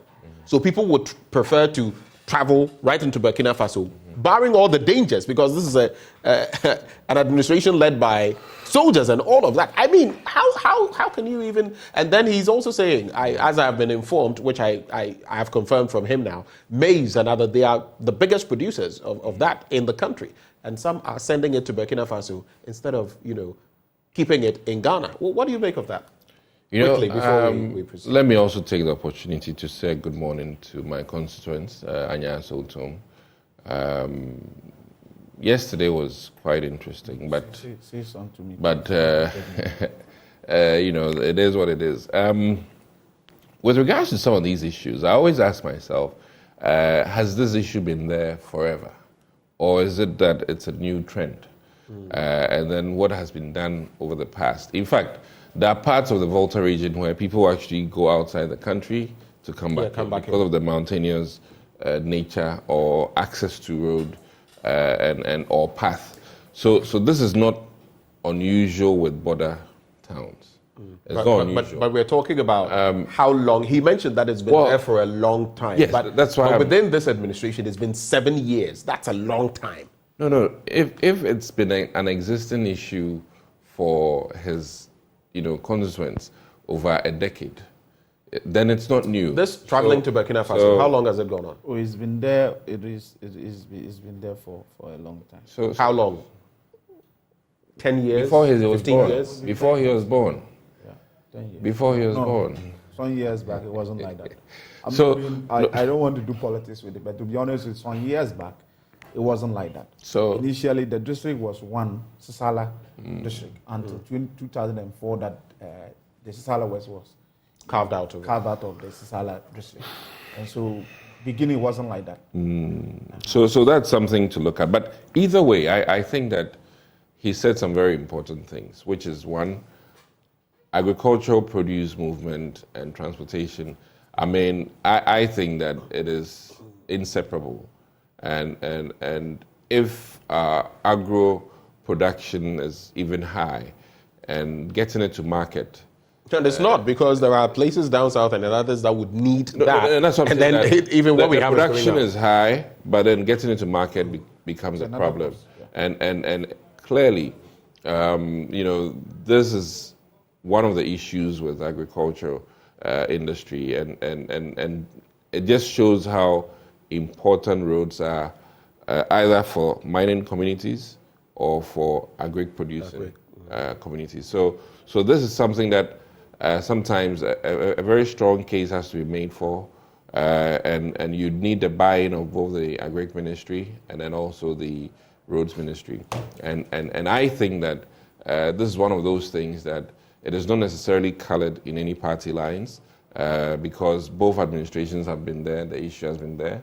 But I really feel his pain, and I think that a very strong case has to be made, because, I mean, That's time without number. He's engaged the health minister, he's engaged the roads minister. And he said something interesting, that even in allocating resources and stuff like this, one problem is that there's a partisan tint to it. And he says as much as 80%, sometimes if, let's say, 10 resources are available, all these communities need them, but about 80% goes the other way. It'll be unfortunate if that's the case. But that's what he said. He's your colleague MP. But let me make a case here that, listen, in fact, I'm still dreaming of something, and let me put it out here. I'm dreaming that there should be a day when every constituency is awarded a minimum number of kilometers of road. Exactly. So that no matter the government, every constituency in this country will get, if it is 5 kilometers for the 4 years, you get it regardless. So that it matters not which administration is in power. There's a system and it must be done. And that one is like no argument about it. And it will be the prerogative of the constituents to decide which critical roads to be done. And I think that anything beyond that will be your lobbying, if you understand me. So this will be an infrastructural development agenda, regardless of NDC MPP, and it will be roads for each constituency, regardless of the administration, and then nobody would have the prerogative to say that, hey, this is MPP government, this is our stronghold. Yeah. And I think that this is something as infantile as it is an idea. I really think that based on the nuances in this country, some of our developmental projects have to be done that way. So that if every constituency will get libraries, it won't be an NDC MPP agenda. It is a national agenda. And I think that we need to see how we can make this happen, because this tilt of this or that is not helping. And then I really think that to some extent, I am crying, even though my party is in government, that populations matter. In the Americas, your resources are based on the population. Yeah. But over and over and over again, the Bantamas, the Ashaiman, the Amasamans, the Domikwabenyas, of Ghana, the Anyaso Utums, we are not getting the cake in excess of what everybody. I mean, your constituents are. I don't know what's your population. Maybe 30,000. I don't know. No, you mean No, we have about 70 something thousand. 70 something thousand. Yours is what? 100 and what? My population is 325,000. 325,000. Yes. So sometimes another aspect. Hold for me. Another aspect of the conversation is that he may have 70,000, but the area he has to cover is so large in some constituencies. It's a problem. So that's part of it. One factor. Let me just talk. Yes, I entirely agree with this conversation. I would have wished that we have a system like that. But to be honest with you, if you want to go by the population, many of these areas, not only by population. No, I'm coming. So if you are citing population, for example, the people living in Sisala West that I just mentioned are about 70-something thousand people in Sisala West. That doesn't mean that is many of the people who even left the constituency and have to look for other places due to, all kinds of reasons, including amenities. They are even more than the people living in the constituency. Well, and so if those amenities are provided, trust me, just like the Kayo, if you go to Agbogbeleshi right now, the number of people from our constituency that are in Agbogbeleshi, you can't even count them. Why are they here? It's because they cannot get. In other words, the constituency has a much more burgeoning population. Exactly. So when the developmental projects that we're talking about, if all these things are provided in the constituency, trust me, you wouldn't see people traveling out of the place. Okay. The constituency that is crowded, it is not the indigents of Anyanso Trum. It is many other people who travel. You get it. They are there because of the nature. Of Accra. I think your point is made. Yeah. But what I'm trying to say is that in summary, there should be that equity thing, but also in addition, and that's why I come in that if you're given 5,000 for resources, I shouldn't be giving 5,000 for resources because of the volume of my and that is my point. So, but I think I'm not saying he also makes a point in a certain way because like it or not, if even let's say another 30,000 come and add to the population, I also tell him that you are just 1/3 I also tell him of that his population. In sharing resources, they should consider which constituencies that already have when it comes to infrastructure. Yes. So that's what I'm saying. When we consider that, even though you have a populated constituency, you may not also be getting the resources because you have almost all the amenities. So Doc, wrap on this point. What then is the way forward? In concluding, one, I think that agro-business and roads are very important, and I would encourage you.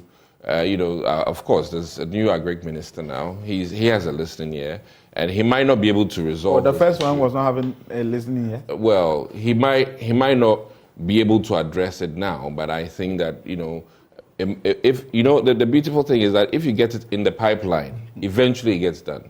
Okay. So I'll encourage you to do that. But either way, I mean, maize is a big deal in this country, and the same has happened with even our cocoa. When cocoa was going to Cote d'Ivoire, instead of coming, because there's always so many different factors. But I think over time, some of these things would be addressed. And whether we like it or not, some places might be deplorable for various reasons. Exactly. And as it stands, I mean, people migrate to where there's resources. Right. And jobs. I just wanted you to wrap on this quick point because we have to move. We have to move. Honorable, I just want to make this point. I want to make this point. Please let me do this. Okay. I am coordinating this. So you made mention of the fact that in your constituency, in many ways, you feel less Ghanaian. Yes. Bad roads, terrible roads. He says you said what within a certain radius, there's no tarred road. Oh yes, from the district to there's no any tar road in any of these communities. Imagine that. Tumu Township that has been tarred since 1990. So apart from the Tumu Township, there's not all the roads. Some part of the Tumu Town roads. Right. Yes, there's no any tar road either in Lembu and it just got me thinking. Sala West or Wise. That is the hometown of former president where he's Dr. Hilary Liman. And there's even no project to honor him. No. And look at the state of it. So you ask yourself sometimes. In talking about honoring, listen, I weep every day when I visit Tetekwashi Memorial Hospital. Because from where I stand, looking at the quantum of loans we've taken in the name of cocoa, Tetekwashi Memorial Hospital in Mampong, right, should have been an edifice which is so bold and so encouraging that Ghanaians can say that for Tetekwashi's Memorial Hospital, for what cocoa has done for Ghana, there's an edifice that speaks well of Ghana. And personally, I mean, it's something that beats my mind. We don't know how to celebrate our heroes. And that is a cultural problem we have in this country. Anyway. Kudos to the president with what he's done for Kwame Nkrumah in terms of the memorial. But for me, it is not enough. But I mean, the way you said, hold on. The way you said, you mean the renovation. I know where he's going. It's a good renovation. I've been there. It is brilliant. So my point, and this is something we do to ourselves as Ghanaians. I really think that, listen, to encourage the young ones to work hard for something, to bring back nationalism, it is important that we go back to history and really celebrate. I mean, listen, you go to the US, Washington, D.C., is everything about Washington you'd see. You go Midwest, they have things to celebrate their former presidents. And Mount Rushmore, yes, the figures carved. You understand? So I really think that we need to pay serious attention to our history. If you don't know your history, where are you going? That's point made. So I wanted to say something quickly. 30 seconds. Sometimes I sit down and ask myself, if indeed we are part of this country, and we are part of this country. I want you to. I am sometimes tempted to lead a kind of demonstration to prevent nobody from the southern sectors to come to any of our district to buy any maize. Sometimes I say, look, so you sell everything to Burkina Faso. So if we are not being recognized, you are not consulting our rules, then when we farm, don't come there. We will prevent anybody coming to the district to buy, and we will see what will happen to this country. Many of the brags that we've been bragging that, we have abundant food, we have a lot of maize. The maize is coming from our place. So if we prevent them to even sending the maize down here, my brother, give yourself 6 months to see what will happen in this country. So I don't look at he how talks about even fertilizers. They are not getting them. Exactly. Somewhere last year, I'm not talking about this year. Could you imagine last year, farmers had to travel to the neighboring Burkina Faso to buy fertilizer? That was the 2022 farming season. Anyway, this conversation, we have other things to look at. It's crucial, but these are things that we're putting out, and all of you as members of parliament can also help bring some. And to corroborate what you're saying, Alhassan Sindon Wiayuka says, I'm watching live from Tumu. We are suffering with our roads. No tarred road in the whole Sisala area. They are getting worse day by day. And that's the message coming through. But this one from Angelo Fiaotwafo. You are in the KJB district. You are the NIA head. It's good to hear from you, Angelo. You say you are doing the watching, and it's good to know. Okay, all right. Let's get into some of the core issues that we want to look at today. The minority in Parliament is warning that senior high schools, their managers are struggling to run the institutions due to non-payment of utility bills by government. And I'll be coming to the member of the minority in here, Mr. Sukparu, to just help us address those issues. You are warning that senior high school managers are struggling to run the institutions due to non-payment of utility bills by government. And I do realize that in recent times we had issues of some headmasters being sanctioned, summoned, and all of that. But you speak to some of them and they also tell you, listen, we know what the students go through. If we don't do some of these things, they are going to suffer. Last year, we saw how the buffer stock could not provide some items for some of the schools. Some were eating dried bread, nothing to add, beverages without sugar, and a whole lot of things. But what is the stance of the minority on this point? Yes, like Raleigh said, the stand, it is not only the minority, every Ghanaian, and I'm sure including my brother, if he takes... I think he will speak for himself. Oh, yes. If he takes off the political spectacles from his face, you would realize that he will speak same language every Ghanaian. He's put the political spectacle. So, my brother, it is a challenge. If you go to many of the institutions, the people are really struggling, and the headmasters sometimes I really sympathize with them. The kind of frustration they go through, in the sense that they face many of these challenges and they don't have anybody to speak to, because they have been intimidated to the extent that even when you speak out, the next day you'll be sanctioned.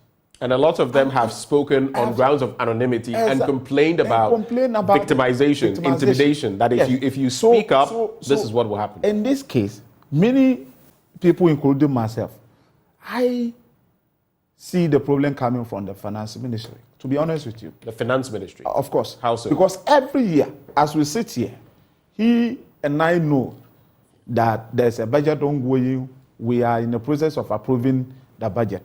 There's an amount of money allocated to the Ministry of Education. Proposed that they would need this amount of money to run the educational sector from January to December. So Parliament approves such amount for them. Then it has to do with releases. And so if those releases are not coming, how are we going to run these institutions? And then what I would want the education minister to also, entertain is he should allow the headmasters to speak out.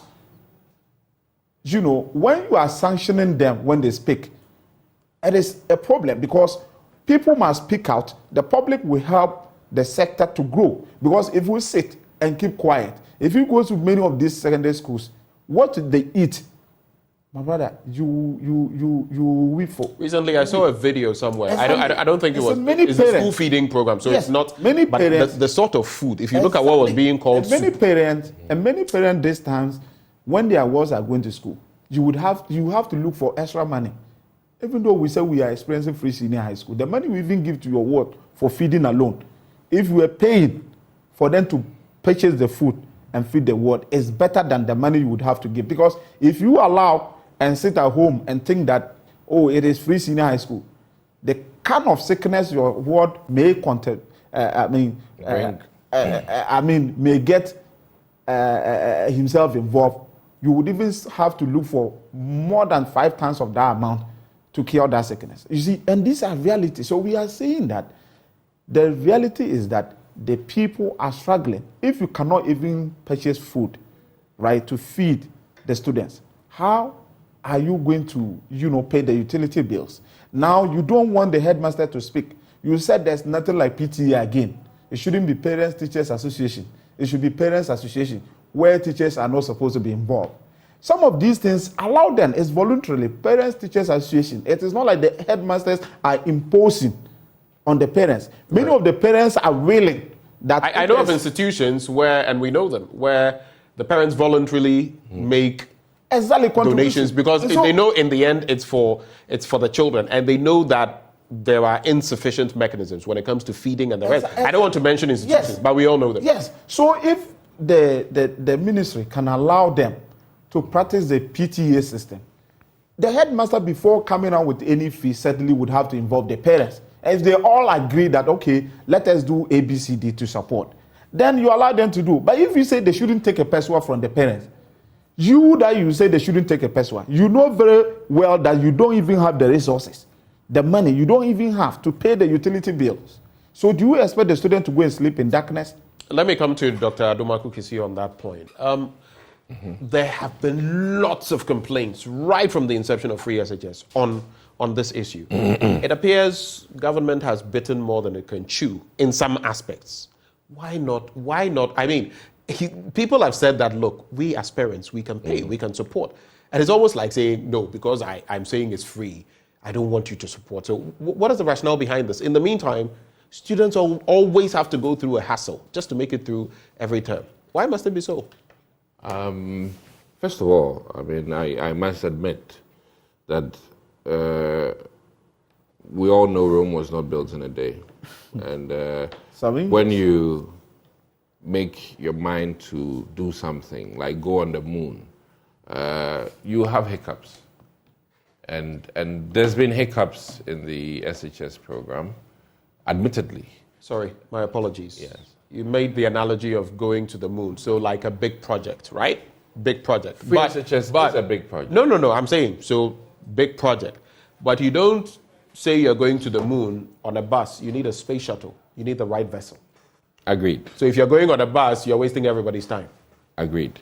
As it stands now, Ghana has spent a lot of money on the SHS program.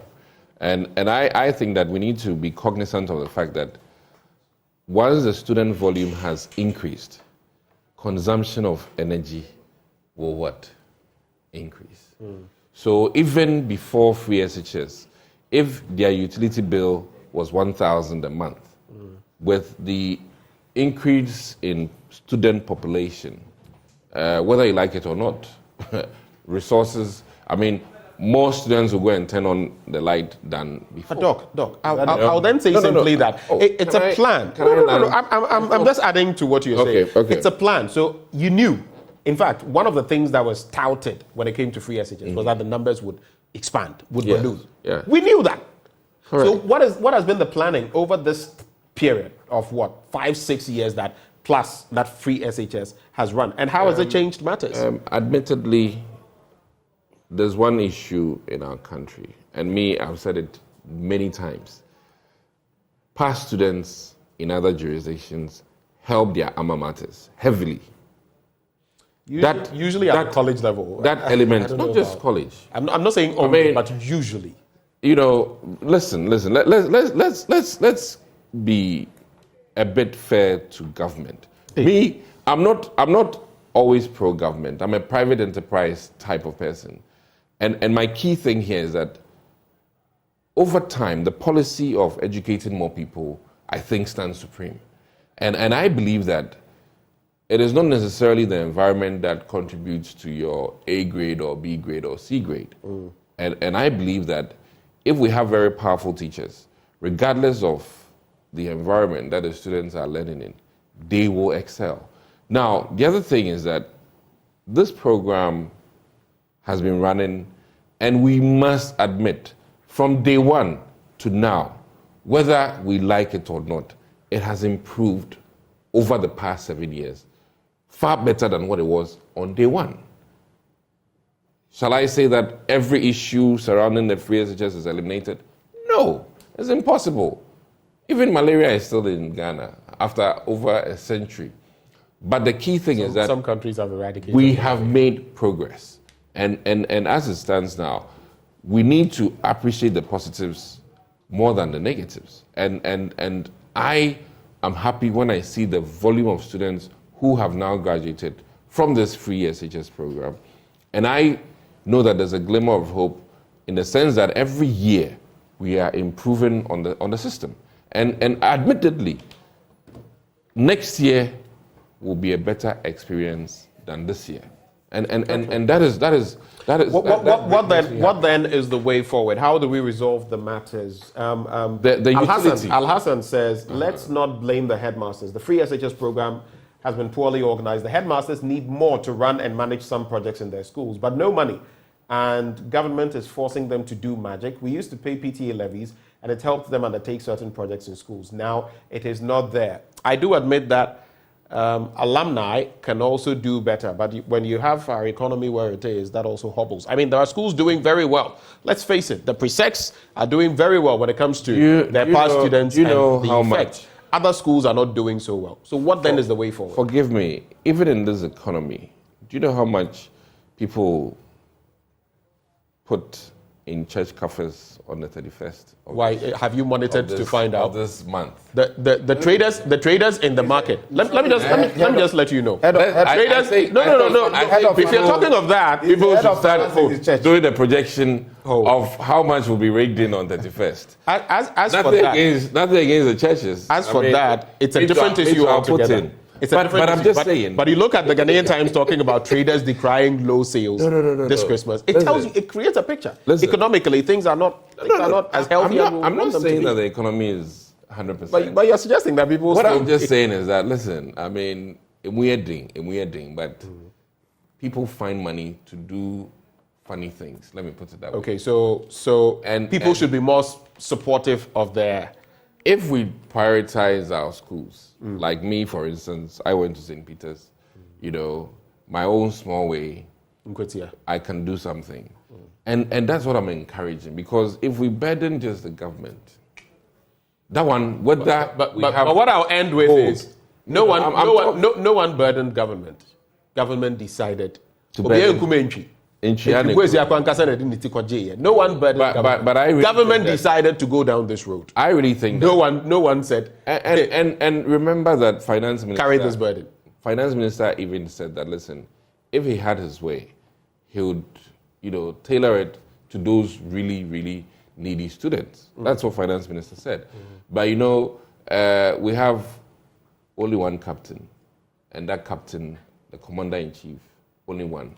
Point made. And he had quickly a vision, and he wanted to do one thing: make sure that his promise to Ghanaian people, he delivered. Okay, Mr. Sukparu. And during the delivery, there's been challenges, but I think that I take my hats off for the president, that he will go down in history as the one president who took education very, very, very serious.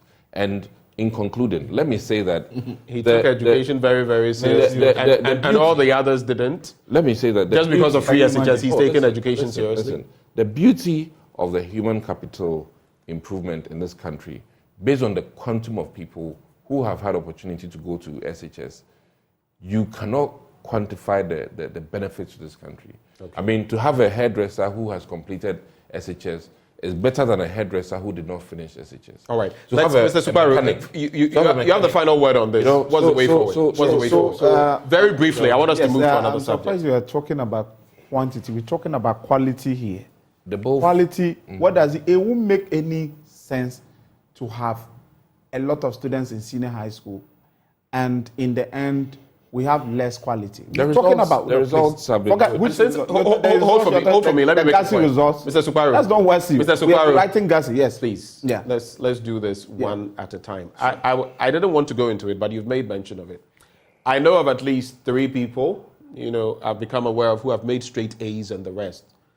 I want you to monitor these people, and I'm not saying there's any lack of intelligence in them.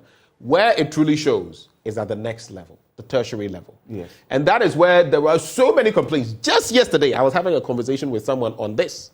So a lot of them have passed English language this year. But go to the tertiary level and look at what they are writing in their exams. The English they are writing, the English they are speaking. So is it a system of they have passed, or is it a system of this is what they are able to produce? That is where the quality comes in.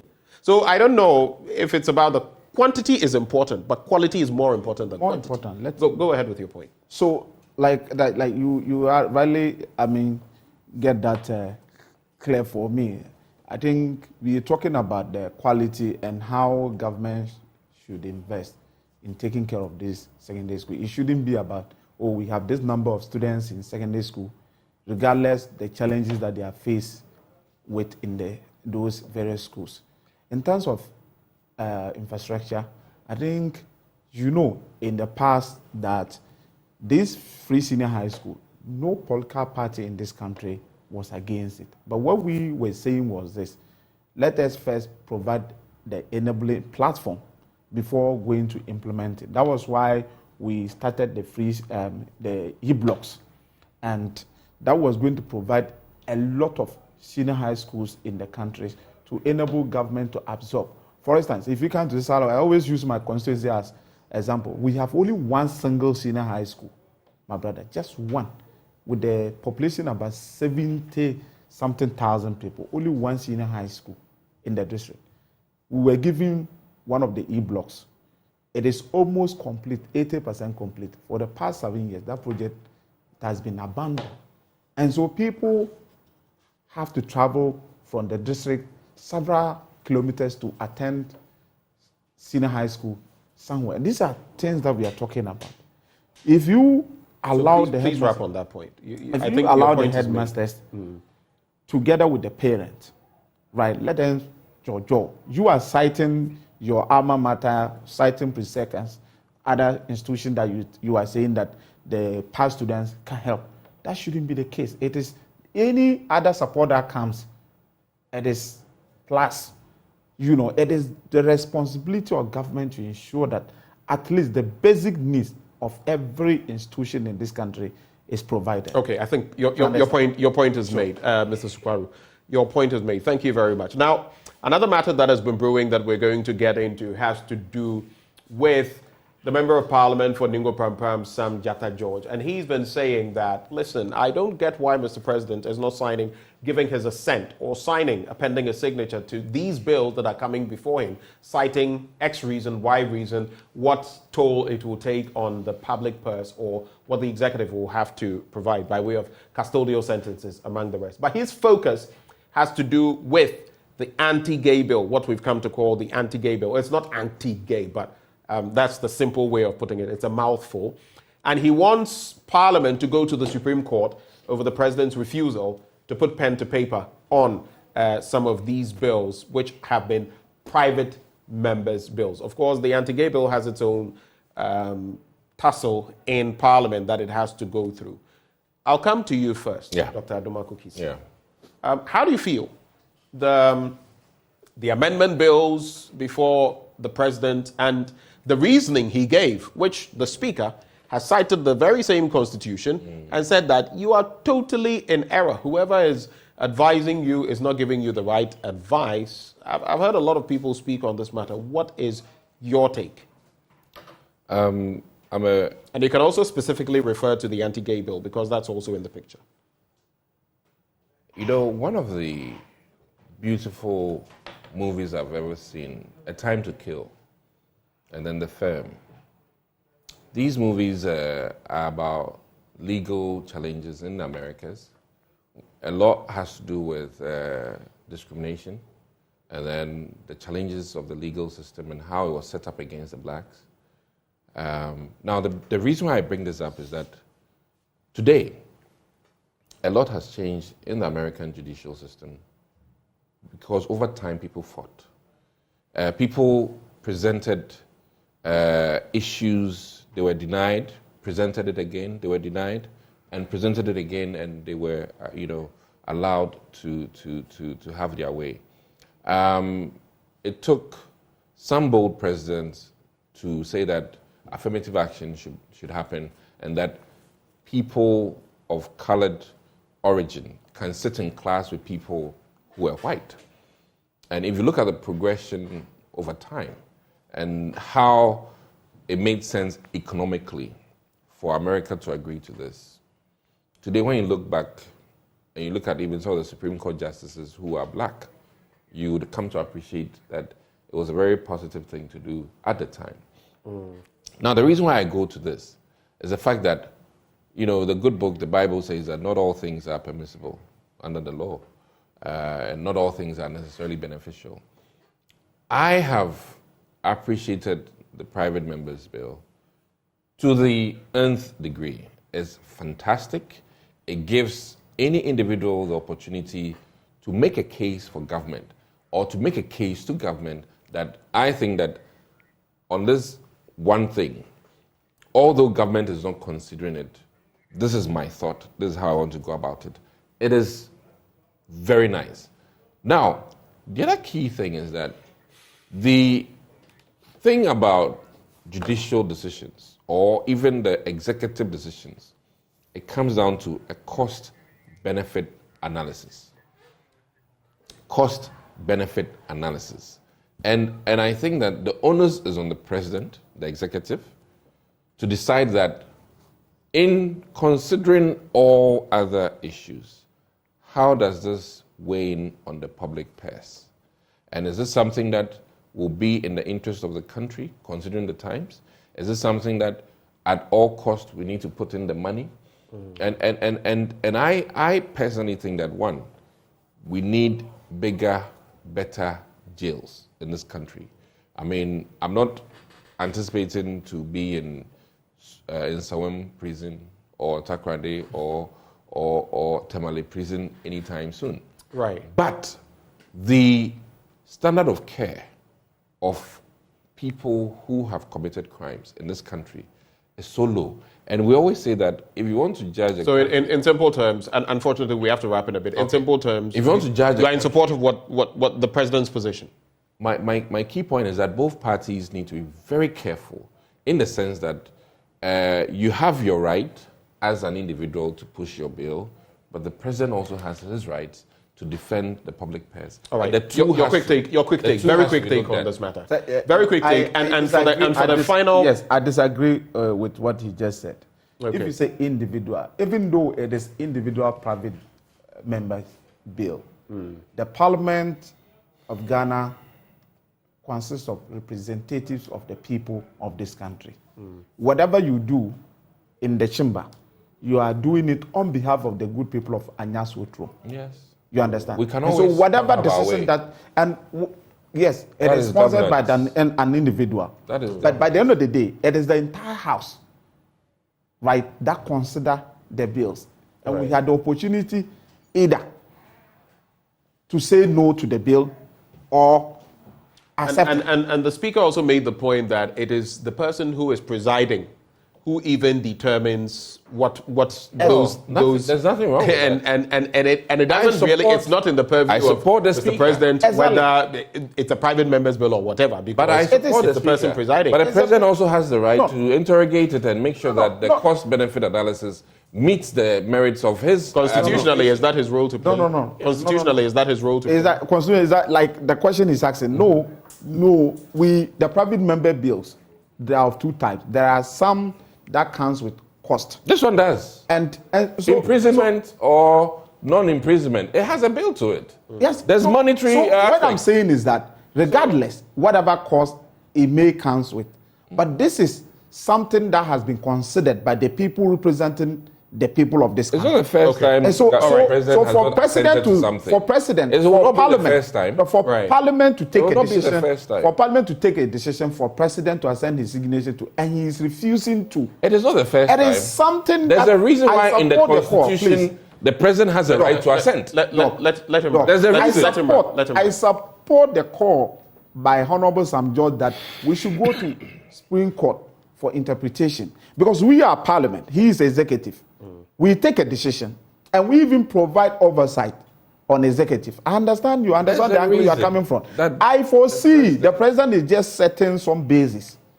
For what is ahead of us. The basis is this: if he refuses to sign this, the anti-gay bill, in the end, when that is passed, he may also cite same reasons. And so it is time. I support my colleague, member of Parliament for Ningo Prampan, that we must go to Supreme Court and stop president. There so that is a reason why the Constitution allows the president to assent or not assent. Gentlemen. And that must be protected. That must be protected. Well, the disagreement can continue. We all know. But we have to cap it off. We all know that we have to cap it off. Just preparing. I would have wanted us. I would have wanted us to get the president has his rights too. That's fine.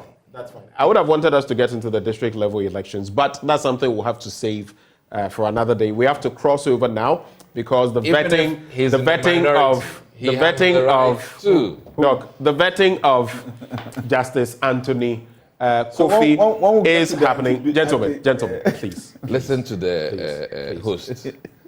Please pay attention to the host. Justice Anthony Kofi's vetting is actually going on in Parliament. We'll be crossing over there. But gentlemen, I'd like to say a very big thank you to you. Our guest, Dr. Dixon Adumakukisi, Member of Parliament, Anyaso Utuum, and Mohammed Sukparu, Member of Parliament, Sisala West. Well, let's cross over now to that vetting of those nominees, of course, for the Supreme Court.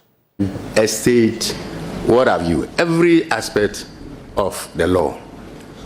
But as you see, what creates the controversy for the judiciary are the very few political or politically connected cases that are heard, which are some statistics I think was done recently, and it's less than 5% of the cases, overall cases that the judiciary handles. And it is the 5% which are because of course we understand our politics, the emotions of people perceive that no, this is a judgment that should be going here, that should be going here. Judgment is given based on the evidence and the law. Somebody may be dissatisfied, naturally. But it does not mean that the judgment given is tainted by politics or influenced by politics. That's not the way I see the judgments. I hear there's a lot of cry that it is political, it is this, but I will not look at it that way. There are very few cases which are, in actual fact, political, if I may put it that way. Less than 5%. And those 5% seems to cover and override the good work that the judges do in respect of the 95 or so percent that is not political. The estate matters, the criminal matters, the land matters, and what have you. That is my view. Honorable Chair, I wanted to know from the nominee what in his opinion is the root cause, and what, if he gets the nod, will he do to reaffirm that position that the Supreme Court and its judges are not political and they are not partisan. That's what I wanted to get from you. And again, the 5% statistics you are talking about, my lord, with respect, do you have a source? Where did you get that from? I know that the judiciary sometimes does internal. We do internal, and I know of this 5%, but I can't immediately tell you the source. But I know that the judiciary has tried to find out how many of the cases are political or political. How come there is so much argument and talk about judgments being political? That is the point. But I think what I would do would be to stick to the judicial oath that I've taken as a court of appeal, which, if this committee gives me the nod and the plenary approves, if I'm sworn in, I'll swear to the judicial oath to be fair to all manner of persons without fear or favor. That is the oath that every judge swears and goes by. Thank you. Lord, I'm sure you're familiar with the American theory of law. They call it the realist theory, that in spite of all the talk about principles and rules, every person, including all judges, have their inarticulate major premise. The main thing that influence their thinking, which has nothing to do with the rules, the practice, in relation to the question of the honorable member. Do you think that the inarticulate major premise of judges are the issues that are in question here? I do not think that the judgment of judges are influenced inarticulately, to use your expression, by the major premise which is not articulated. No. The evidence, the law, the procedure, sometimes how good a lawyer is, even because in terms of exercise of discretion, this all comes into play. So it's not about something premise being articulate or inarticulate. Yes, thank you. Honorable Speaker, I've observed that Honorable Chair, thank you. I've observed also that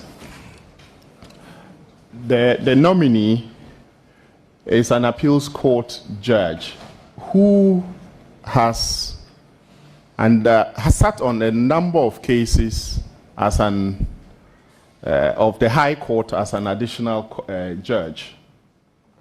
I'm just wondering, we appear, as far as I know, we have a good number of High Court judges. Some of them are very senior.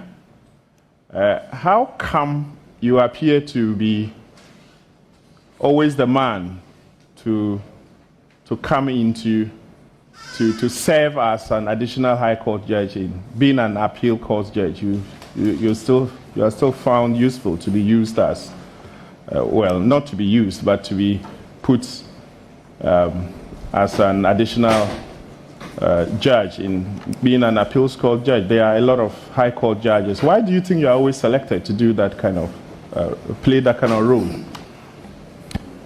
Honorable Member, sitting here, I can remember only one criminal matter which was assigned to me to handle as an addition. That's about 4 or 5 years ago. I can't remember being handled any other. And there was a reason the 1 or 2 or 3 High Court judges were assigned. They recused themselves for whatever reason. The then Chief Justice then assigned it to another Court of Appeal judge who also recused himself, and then it was assigned to me. That is the only case that I don't want to mention the case, but there's only one which is still pending. I don't remember any other case which was assigned to me as an additional High Court judge. Presently, no, I don't remember. Honorable Chair, I wish to mention the case, but be it as it may, let me just ask my final question. My Lord, there's a lot of havoc that operations of Galamsey, for example, are wreaking on our environment and our society. Going where you are going, what do you think should be the judiciary attitude to cases involving Galamsey? So far, it doesn't appear to be deterrent or exemplary enough to take people off this rather very bad practice. What do you think should be your attitude towards the practice, the menace? Thank you, Honorable Chair. I would say that at least at the Supreme Court, the question of trial of Galamsey cases doesn't arise because the Supreme Court is not a trial court in that sense. So the Galamsey cases will not come to the Supreme Court. But I agree with you, the havoc being done by Galamsey, and I think that the attitude of the judiciary, where the evidence is produced and the accused persons are found, for the judiciary to impose harsh sentencing. That one I agree with you entirely. Because of the environmental hazards, the damage, the destruction that are being caused to our environment, to our river bodies, to the farmlands across the country. But the Supreme Court doesn't hear the Galamsey cases as a trial court. Thank you. Yes, Thank you very much. Congratulations, my Lord. Thank you. My Lord is a lover of jazz music. I could read from your CV. And who is your favorite jazz person? If I may ask that before the major question. Are you the chair?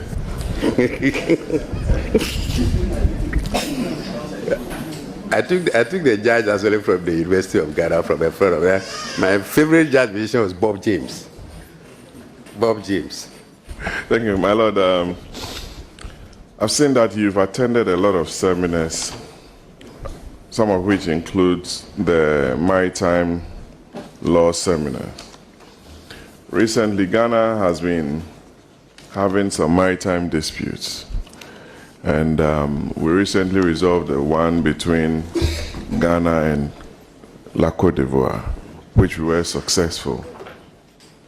I know of some discussions going on between Ghana and Togo on some of the same maritime matters.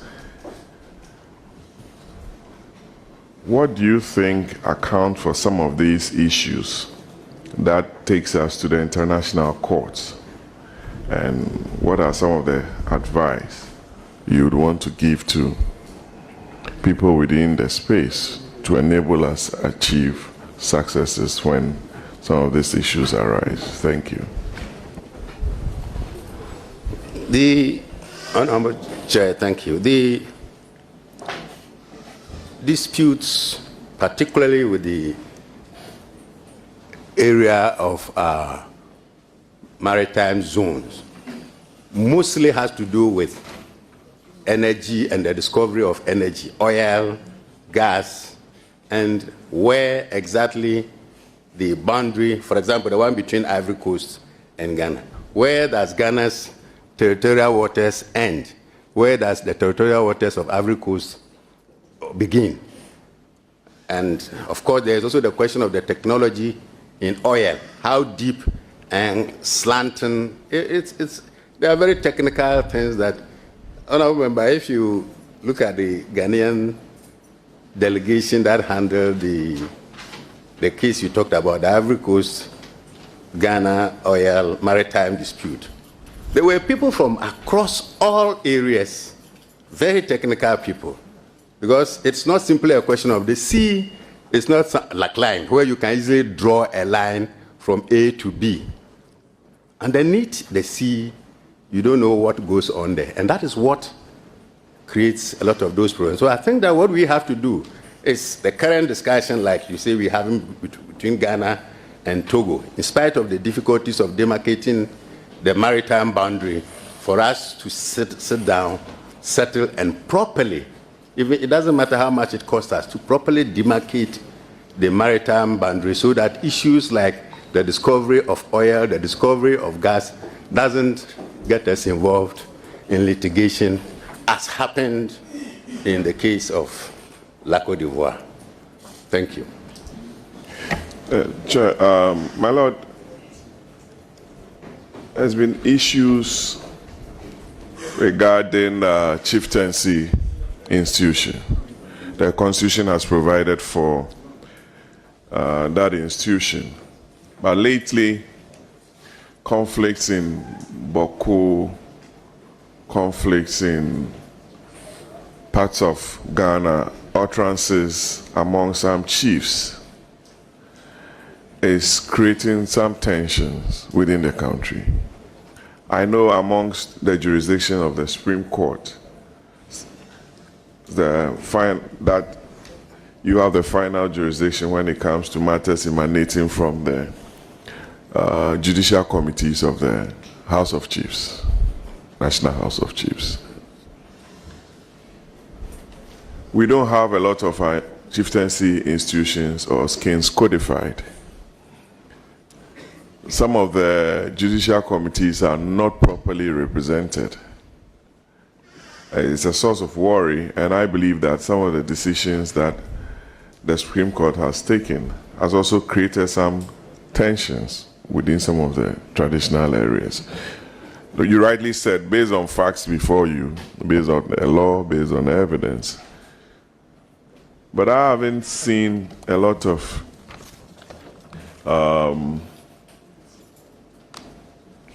training activities, I may be wrong, with regards to the knowledge of judges, with regards to enskinment and stillment and customary law practices within certain areas. Do you find that as a source of worry, that judges ought to be brought abreast with some key traditional authorities and their traditional practices, especially in some parts of this country where we have issues? Thank you. Thank you, Honorable Chair. The chieftaincy is itself, in some areas, a very emotive issue as to who is the proper person to be on the stool or skin, which family are the rightful people to nominate somebody to be on the stool. And these are the real issues that cause confusion. Somebody is not, he doesn't belong to the skin or the stool or the gate. That has to be, if you like, have to be installed, and yet wants to be on the stool, wants to be called the chief, he wants to be called Nana. Those are the issues that create chieftaincy issues. As for, and the Constitution has found, the Constitution makers found it necessary to reserve the determination of chieftaincy issues basically to the chiefs themselves, from whatever level, traditional councils, regional House of Chiefs, National House of Chiefs. The only time when the Supreme Court comes in, as you rightly said, is when an appeal is from the Judicial Committee of the National House of Chiefs. So we as a judiciary do not have much to do with either the enscalment or installment or distulment of any person. We do have not too many, actually, but I do know that some of our judges have been participating in seminars with the regional houses of chiefs. But I haven't participated in any seminar involving the issue of chieftaincy. But that is certainly because a lot of chieftaincy issues are left to the chiefs themselves to determine under this constitution. Thank you. I know recently one of your own was elevated by the Asante at Suma. Congratulations to Justice Ankama. But my Lord, society is evolving and very fast, and rightly so, my Lord. You have issues of artificial intelligence. Recently, I just read that WAEC has cancelled the results or suspended the results of some students who use AI to answer some questions, suspected, allegedly. You go to some of our law faculties, it's there, and grandfather, we call it. We are producing all sorts of materials within society based on shortcuts to learning. It's a source of worry, especially even members of the bar. Issues of LGBTQ plus issues. Recently, Parliament approved the regulations to support the production, sale, and processing of medicinal cannabis. Society is fast evolving. What are some of the things you will recommend or see the bench to take a major shift to when some of these issues come before you? Because society, like I rightly said, is fast evolving or changing. Thank you, and congratulations, sir. Thank you. It's a very broad question. Was here. I'm sorry, I was distracted. Let me hear you first. Yes. It's a very broad question, but the judiciary is not also at a standstill. We also want to move with the times. AI, of course, that's a very advanced form of IT. People are doing all sorts of new areas. So what we are trying to do to try to catch up is to do the issue. We have the issue of e-justice, computerization. Those are the areas that, but with respect to other areas, as and when the law changes, the judiciary will move in tandem with the movement of the law. As and when the society moves, the judiciary will move in tandem. We will not be at a standstill because we ourselves are also part of society, and we do not intend. My Lord doesn't want to move before these things catches up with the judiciary. Well, sometimes you move and slip. It's better to be in tandem with rather than to move ahead and then slip. Yes. Thank you, my Lord. Congratulations. I see Kofi Boa here, Deputy Minority Leader from Elembele. I don't know, you are the reason why he's here. Your MP is here, Ama Kofi Boa. He hardly appears. Oh, okay. Honorable, maybe yes, that's correct. He's the MP of my area. Your MP wants to congratulate you here, but I say that after the proceedings, I'll give him the space. I want everybody to see that he's here to support you. So it's no use against him there. Thank you, Honorable. Honorable Chair. Yes, Honorable Zuzu first. Thank you very much, Honorable Chair. My Lord, congratulations once more. Thank you. I've seen that you've played some very, very key roles in your capacity as the President of Association of Judges and Magistrates of Ghana, and you've also played some very key roles on the Commission on Human Rights and Administrative Justice. And so my issue will be bordered a little bit on human rights generally in Ghana. What would you consider as your assessment of human rights practice, human rights promotion in Ghana generally, particularly because of your background as someone who has worked at the Office of Commission on Human Rights, Administrative Justice, all the way to the regional director level? I think the Constitution has a wide range of provisions dealing with fundamental human rights, all provisions. The question is how the population seeks to enforce these rights. But I think that generally there's no, I would say that from my point of view, there's no general violations of human rights. But where people's human rights are violated, they have access to the courts, they have access to the Commission on Human Rights, they have access to legal aid and other things to ventilate whatever grievances they have. And I think that we are not doing badly at all in terms of the area of human rights protection and the defense of human rights. I know where Honorable Member is coming from, so I understand. But I think that as a country, we are not doing badly at all in the area of human rights protection and human rights adjudication generally. Thank you. My Lord, what would you consider as a general, general protection of human rights? Because in recent times, there are several stories of, for example, the military brutality in Ashaiman. We've had issues of police, extrajudicial killings. We've had several reports in recent times of different levels of violations.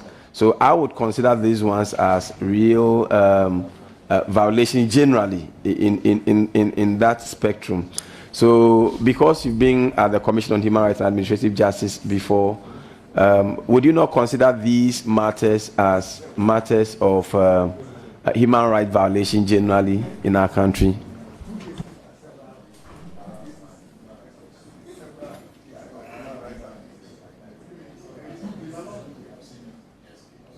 My Lord is asking you, kindly. No, I've heard a lot of talking across. That's why I've kept quiet.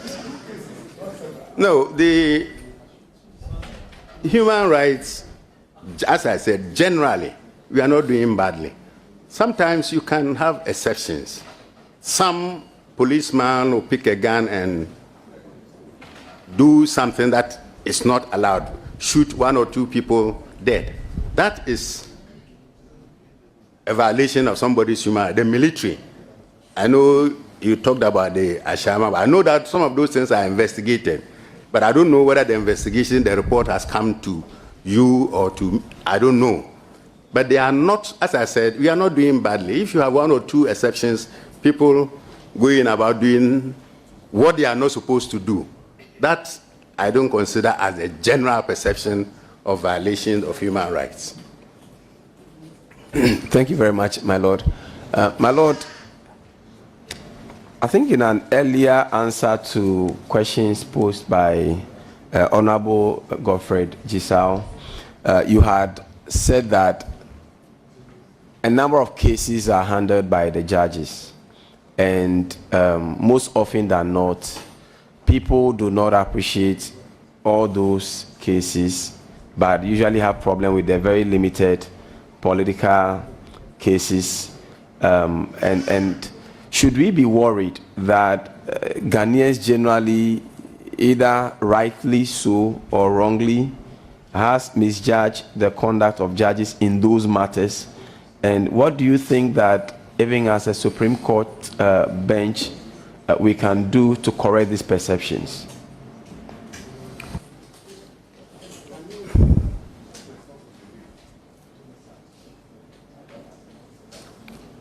Honorable Member, perceptions are generally difficult to deal with.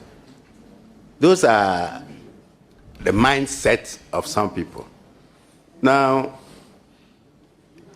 People go into court to file cases with their own sense of what they expect, irrespective of the evidence, irrespective of the law. That's where the problem is. A lot of the times, some people don't even appreciate the issues. All they know is that this political party, this politician is going after this one, and that is all there is. As to what the real issues in controversy are, they don't even concern themselves with. All they know is that this somebody I follow in politics and he's being attacked by this man, rightly or wrongly.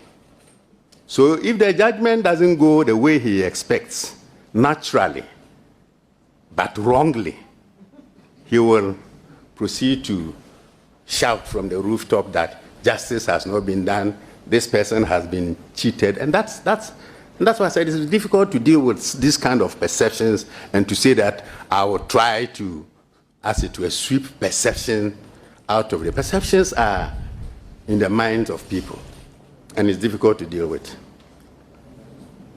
Thank you.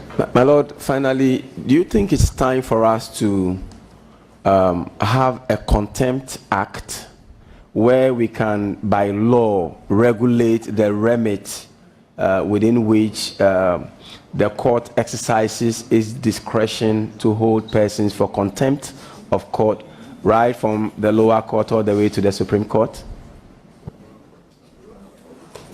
Honorable Chair, I don't think that there should be a law, as you have now in UK, for example, on contempt. But in all honesty, how many contempt cases comes before the courts across the country in a year? Very few. And where people make so much noise is the contempt involving the media. Seems to me that's where the problem really is. People say, oh, this media house, this journalist is being, but judges are attacked, people are hounded, they use all manner of strange language. And the court has no, if you like, we don't carry guns. The only power a judge has, and that is used, it's not something that we use, every day. Once I don't even remember for the number of years that I have sat as a judge to have convicted somebody of contempt. And I know a lot of my friends, my colleagues have the same attitude. But you see, sometimes people should also be able to control their emotions, their language, and recognize that judges are also human beings. You attack, you hound, you insult. It's a way of making sure that such a person is brought to justice, to know that at least, even though we don't carry a gun, that is the only way we can also. Yes, that's. That is your gun. I don't think that there should be a law. Very well, my Lord. Thank you very much. Congratulations once more. Thank you. Thank you. Honorable Brother Champong, do you still want to ask a question? Thank you. Thank you, and congratulations, Justice Henry Anthony Kofi. Thank you. I see that you started off in Bibiani, and then for primary, Methodist Middle, Enyinasi in Elembele, Navrongo, and then University of Ghana Law School. I see the routes to entering law school were at the time from very difficult terrain. So I want to congratulate you for coming this far. Thank you. Thank you, Honorable Member. My first question is, coming from Enyinasi, I know in Lembele there have been some prominent people that have come up on the law trajectory. But from Enyinasi specifically, are you the first one to reach the Supreme Court? Yes, I will say so. I will say that from Elamble. From the whole of Elembele, I'll be the first. From the whole of Elembele? I will say well, so. How about Elembele Blay? Freddie Blay? You didn't go to the Supreme Court. So oh, wow. So Elembele must be very proud of you. Now, following from my senior's question on society evolving, are you familiar with the Gen Z? The what? Exactly. That was the point of my question. Gen Z. I can't get the pronunciation correctly. Gen Z. No, I don't know what it is. You do not know no, Gen Z? I do not know what it is. Okay. All right, those are people born between 95 and 2010, that generation. 95 and about 2010. Oh, okay. We call them Gen Z. Now that's how they are called. But that's actually my point. I remember. But that's honorable member, for our record, you have introduced a lexicon that is not known to the Queen's English, which is our. So, what did you say it was for the record? Kindly spell it. G-E-N and Z. Gen Z. You can Google it. There's no E-E after it. No. So how does the Queen's Z. English pronounce G-E-N-Z as Gen Z? That's not the Queen's English. Gen and Z. But it's pronounced Gen Z. Very well. For the record, let's make sure that he meant G-E-N-Z. 1997 right. But Mr. Chairman, that's exactly my point. That society is fast evolving, and for a lot of people, even around this side of the table, are hearing Gen Z for the first time. So I can imagine what is happening on my right side, where I see the Supreme Court judges. Society is evolving, but our laws are not. Maybe they don't have to, because crime is crime regardless of the generation that one was born in. But there are some lifestyle changes that come per generation. And I want to ask if it is about time. And by the way, e-justice and all those things are just efficient ways that the courts will help you perform.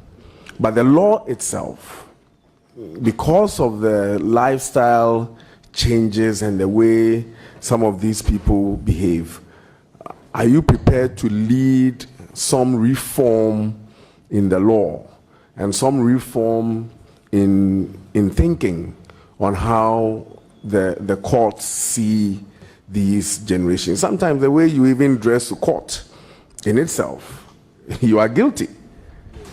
Perception. So are you prepared to lead such a transformation, to get ahead on time on how some of our young people are behaving? Thank you. Thank you, Honorable Member. The Honorable Member, as you know, the judiciary is not involved in lawmaking. That's entirely the remit of this committee and the House, the plenary, if you like. So the judiciary can, at best, where in a judgment, the judge or the court finds that there is some area that needs reform, make a recommendation. It is done all the time. The court can make a recommendation that such and such an area of the law needs reform. There is even a law reform commission. You could even make a recommendation to the law reform commission to look at this area of the law and see whether this is not an area that can be reformed. But the judiciary, as an institution itself, does not engage in law reform unless in some area where there is some judicial activism, but that is very rarely done. But essentially, it is the remit of you, the legislators, to make laws for the country. Very well. So in effect, if this side.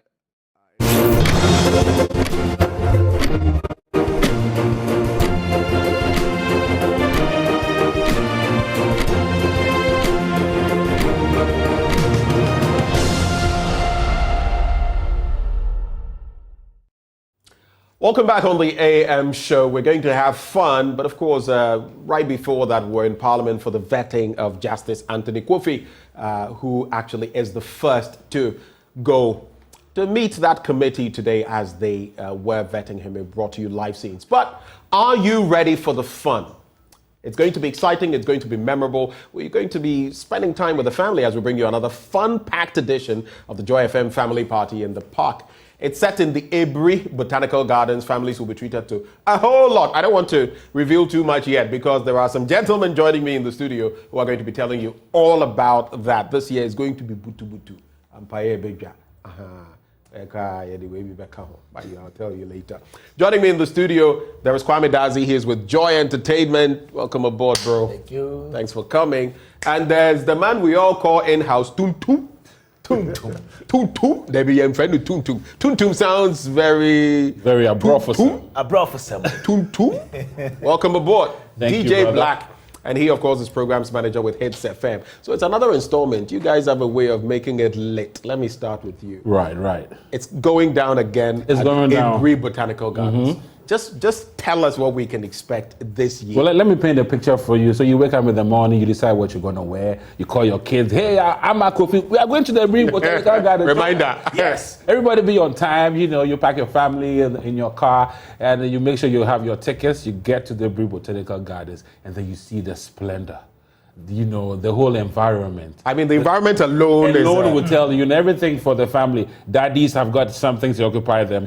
Mummies have got something. The kids have plenty of things to occupy them. You're going to have games, for daddies, games for mummies, games for cousins you haven't met in a long while, and of course, friends and family. And of course, to top the icing on the cake. Yeah. Family, you want to reveal it? Yeah, there will be the Daddy's High Life beer corner. The beer corner. Beer corner. Beer corner. Mention of beer, people are smiling. Because there is no beer in heaven, so you understand. Okay, so there's the beer corner. So if you think you are coming corner. to drink Sobolo and those drinks alone, Charlie, Daddies, you come. There will be a beer corner. Because some of us don't do beer. So we'll go in the Sobolo corner. There will also be lots of water. Yes. He's not making it. He's not making it. And lots of water for vendors all over. So yeah. you don't need to worry about food at all. So in terms of the music, apart from the DJs playing, we're expecting some groups to join us as well. Yeah. Musical artists. Can you walk us through that? So let's go with the first one. We have Kwampa performing. Yay. All the Christmas renditions, all the on the first day of Christmas, but you want to to boogie with it, you know what I mean? And then we have Kwabena coming through. KK. And of course, you know what that spells out, right? It's about to go down. And you want to reveal the last one? Efia. FYA. Hey, Charlie, it's going to be hot. Oh, too. yes. You have a bit of the high life thing in there with Kwampa and all that. Yeah. Of course, more high life with Kwabena, but we jazz it up with to different levels. And then just everything for the family. Wow. So for the kids, what can they expect? The kids, they will be looking forward to running around. Whatever they're imagining. All the games. Whatever. Dancing competitions, treasure hunts. There will be food cooking competitions as well. Castles, and for the kids who will come early, they'll be taken around the gardens, on tour, if you like. Oh, wow. Oh, yes. There's that too? And then they'll ask them some questions about what they saw. If they're able to answer the questions correctly, they win some prizes. Yeah, win prizes. Yeah. Definitely. So Charlie, that would be fantastic. They're going to be dancing competitions, dancing with a fear on stage. Why the hell? I would dance with a fear on stage. You are not part of that. I want someone to represent, the multimedia group. In terms of the dancing competition. The dancing competition. Yeah. Oh, Lexus, It's as though you knew his prowess. Lexus Bill dancing. We're going to Nana Odiasa the first. Have you seen me dance before? You. Oh, the last time you were dancing. Anyway. But what is it with those who do entertainment shows and music shows? They don't casano. We are always doing this. Oh, we don't want to, exhibit so much. We don't want to show so much. Everybody and their talent. Yeah. Let's keep it that way. Okay, well, so this is going to be exciting. Yeah. Tell us when it's coming off. We all know it's the Abri Botanical Gardens. Yeah. When is it coming off? How much are the tickets going for? Yeah. How many in the family can you bring? 6 people in the family. You pay just 200 Ghana cedis. Just 200. Just 200 Ghana cedis. For 200 pay. For 6. In this economy, 200 Ghana 200 Ghana cedis. cedis. For 6, a family of 6. For 4, sir. So if you're a family of 4, you can have 2 cousins. Then, Oh, wow. That's it. That's it. If you're 4 cry, you can add 2 friends. And Come and change your surname. That's it. So it's going down. Anything else we should know? Anything else our I mean, viewers should whatever know? you are imagining, whatever fun you want to have, it's all about the family. And of course, for us at Multimedia and Joy FM, we value the family. And that is what we're going to make sure that everybody has their fun. I mean, you come there, daddy goes to his, His corner. His corner. His corner. Obian in the corner. Thank you. Just one corner. Obian in the corner. So let's have. Hey, over today. Don't blame me for this. This is what happens when you bring. So it's going to be fun. It's going to be loads of fun. I don't know whether with this he's inviting Patapaya, but you will hold on to that invitation for now. It's Tuesday, the 26th day of December, Boxing Day, but we're going to have fun at the Abri Botanical Gardens. It's the Joy FM family party in the park. It's going to be big. If you are the kid, there's something for you, a whole lot for you, including prizes. If you are the mama, if you are the dada, and if you are the other ones too, you can join.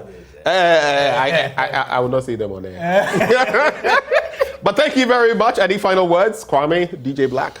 So come around. Program starts at 10 a.m. to 6 p.m. So just come around and have fun. Like a whole day. Just come and have fun. Yeah. Let go. Yeah. Let the stress be. Come and chill. Tuntum. Any last words? Wishing everybody, season greetings, and we're going to see you on the 26th of December. I want to see everybody and all the fans of Joy FM. The only DJ in Ghana with his own cap and, sign. The only DJ Black. I call him Blacko in here. Sheriff, catch me out where I go here. But thank you very much, Kwame Daze, for coming. He's with Joy Entertainment. DJ Black, Programs Manager, Hits FM. Thank you, brother. Yeah, you have to be there or be square. We'll be right back after the break.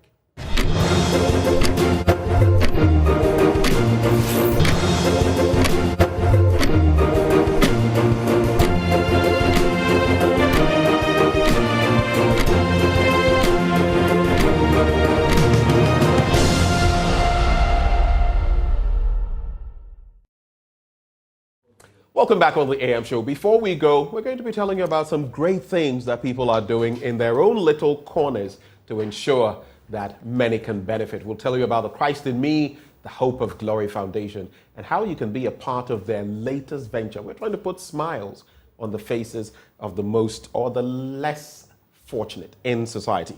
Well, joining us for a conversation, we have Gifty Jekti, president of Simthorpe Mission. She joins the conversation together with Dr. Margareta Gloria Chandi, Director for Health, Simthorpe Mission. Ladies, good morning. And since I may not get to meet you next week, in the spirit of Christmas, Merry Christmas in advance. Yeah. Okay, so I'll start with you. Tell us a bit about Simthorpe Mission. What is it about? How did it even start? How did it come about? Our Simthorpe Mission is Christ in Me, the Hope of Glory. Christ himself represents glory. And anytime Christ comes into a situation, it changes the dynamics. Yeah. And then that's a vision God gave, as in a forecast, something that a mandate given for believers to come around to present the word of God to people, reaching out to people out there, the unreached, ensuring that they access equal opportunities in life to the originality of God's word. Okay. Yeah, bringing hope. Hope to the people, hope to the masses. Yes. But tell me, is this a church? No, it's not a church. What do you? It's a Christian NGO. It's an organization. It's a Christian NGO. It's a mission. Okay. We go out there to reach out to people. Yeah. And we talk about the fact that this is an NGO. So specifically, to add on to what Gifty has said, what are the core areas that you seek to tackle in our society?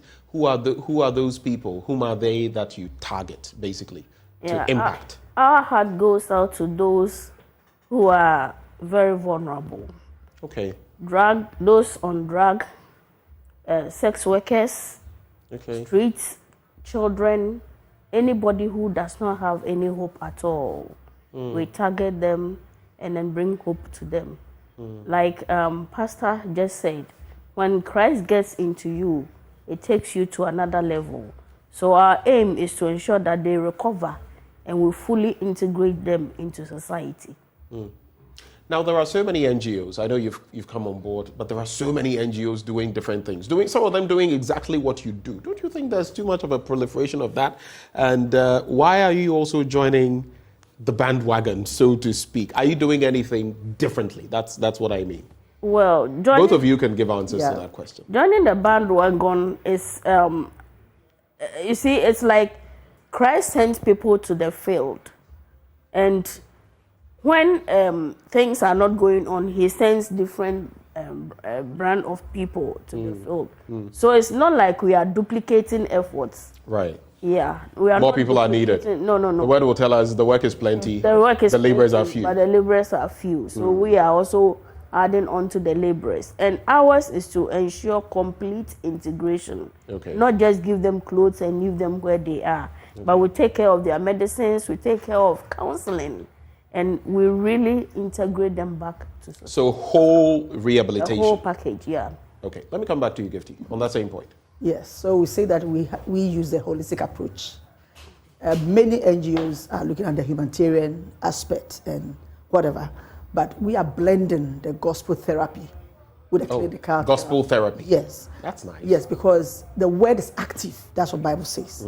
So when the word enters into a situation, it changes everything. And it doesn't just happen. You walk through discipleship, you walk through training, you walk through prayer, deliverance. There are several times you have to engage them on all those things. And then at their doorsteps, at the ghettos, because most of them wouldn't want to go to the clinics. If you ask them to go for a follow-up at the psychiatry, they think you're tagging them. So they wouldn't want to go. SimTalk is seeing opportunity for these ones where clinical services are sent to their doorsteps. Right. That one don't have any reason. So you bring it to them? Yes, at the ghettos. So that, and we team up with organizations because we are not a clinical institution. So we have the MOH, we have the health partners, right. We have other private institutions, and then we all team up with the drugs. Some are providing with the counseling, as doctor said, and then with the gospel, we come in so strong as SimTalk God. That's our base, so that we present the word of God and not just presenting it as the routine presentation. The word of God is supposed to have bring a change in that situation we define. Some of them have given up on themselves anyway. Some of them, when you engage them, you realize that the world has just come to an end. They have not yet started, but for them, it has ended. They've already given up. Yes. So we think that's an institution.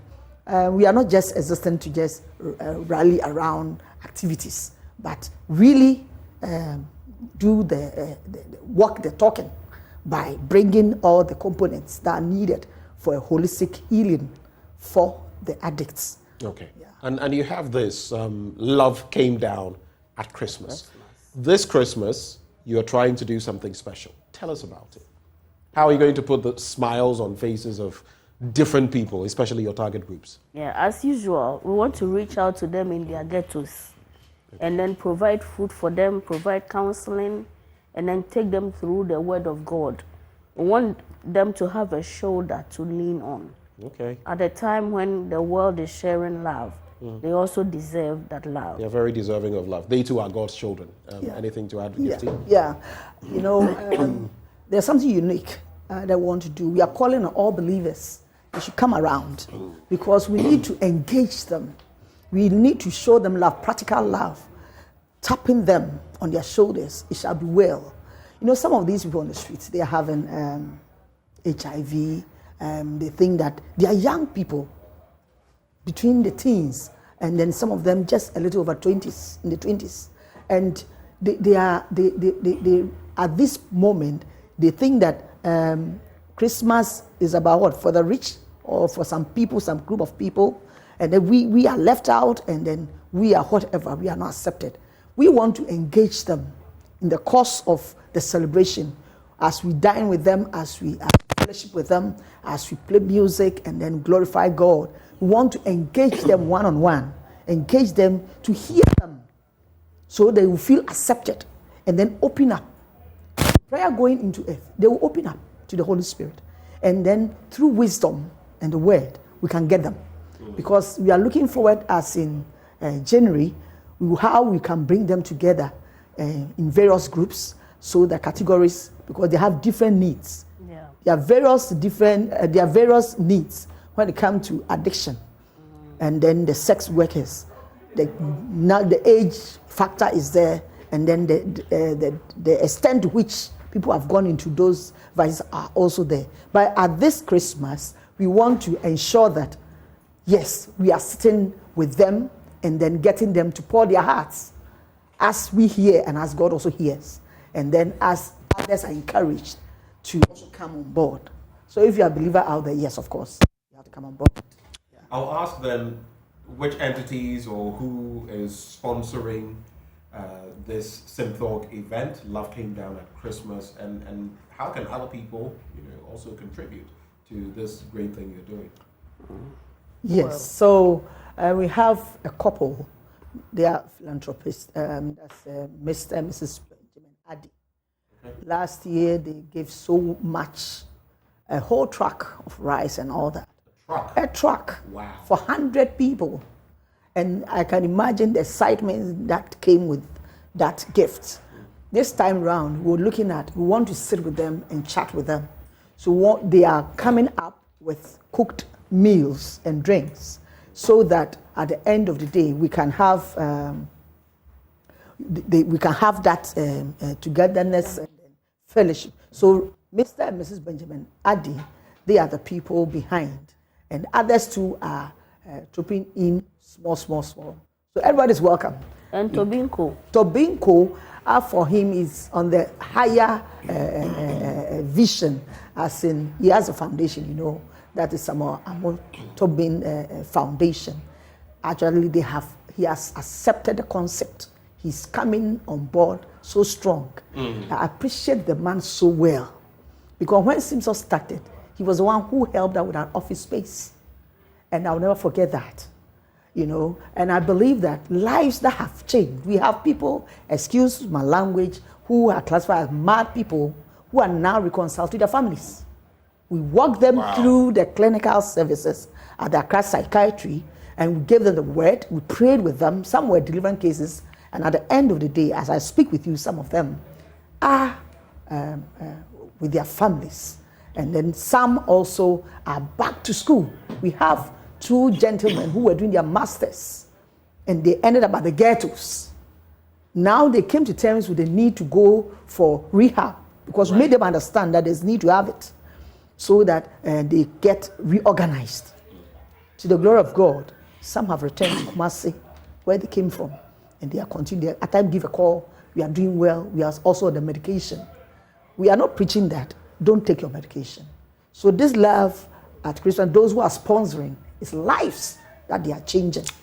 And that's so the beauty of it. We need more sponsors. We need more sponsors. Yeah. Okay, so you're using this platform to reach out to everybody of goodwill to come and support. If you can counsel, it's also something we need. Right. If you can help with the drug administration, you can take care the clinical aspect, you are welcome. If you think you are good in administrative management to put things in, anybody at all is welcome to join us. Right.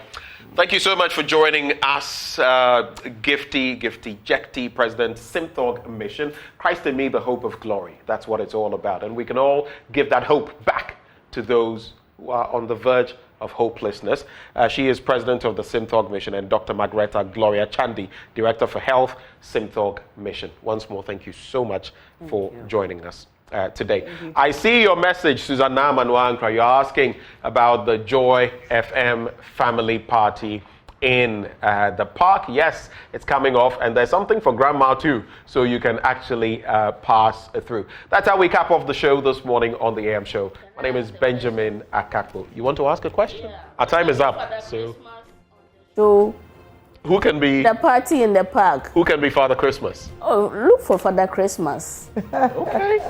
That would be a nice attraction. Okay. Look for Father Christmas.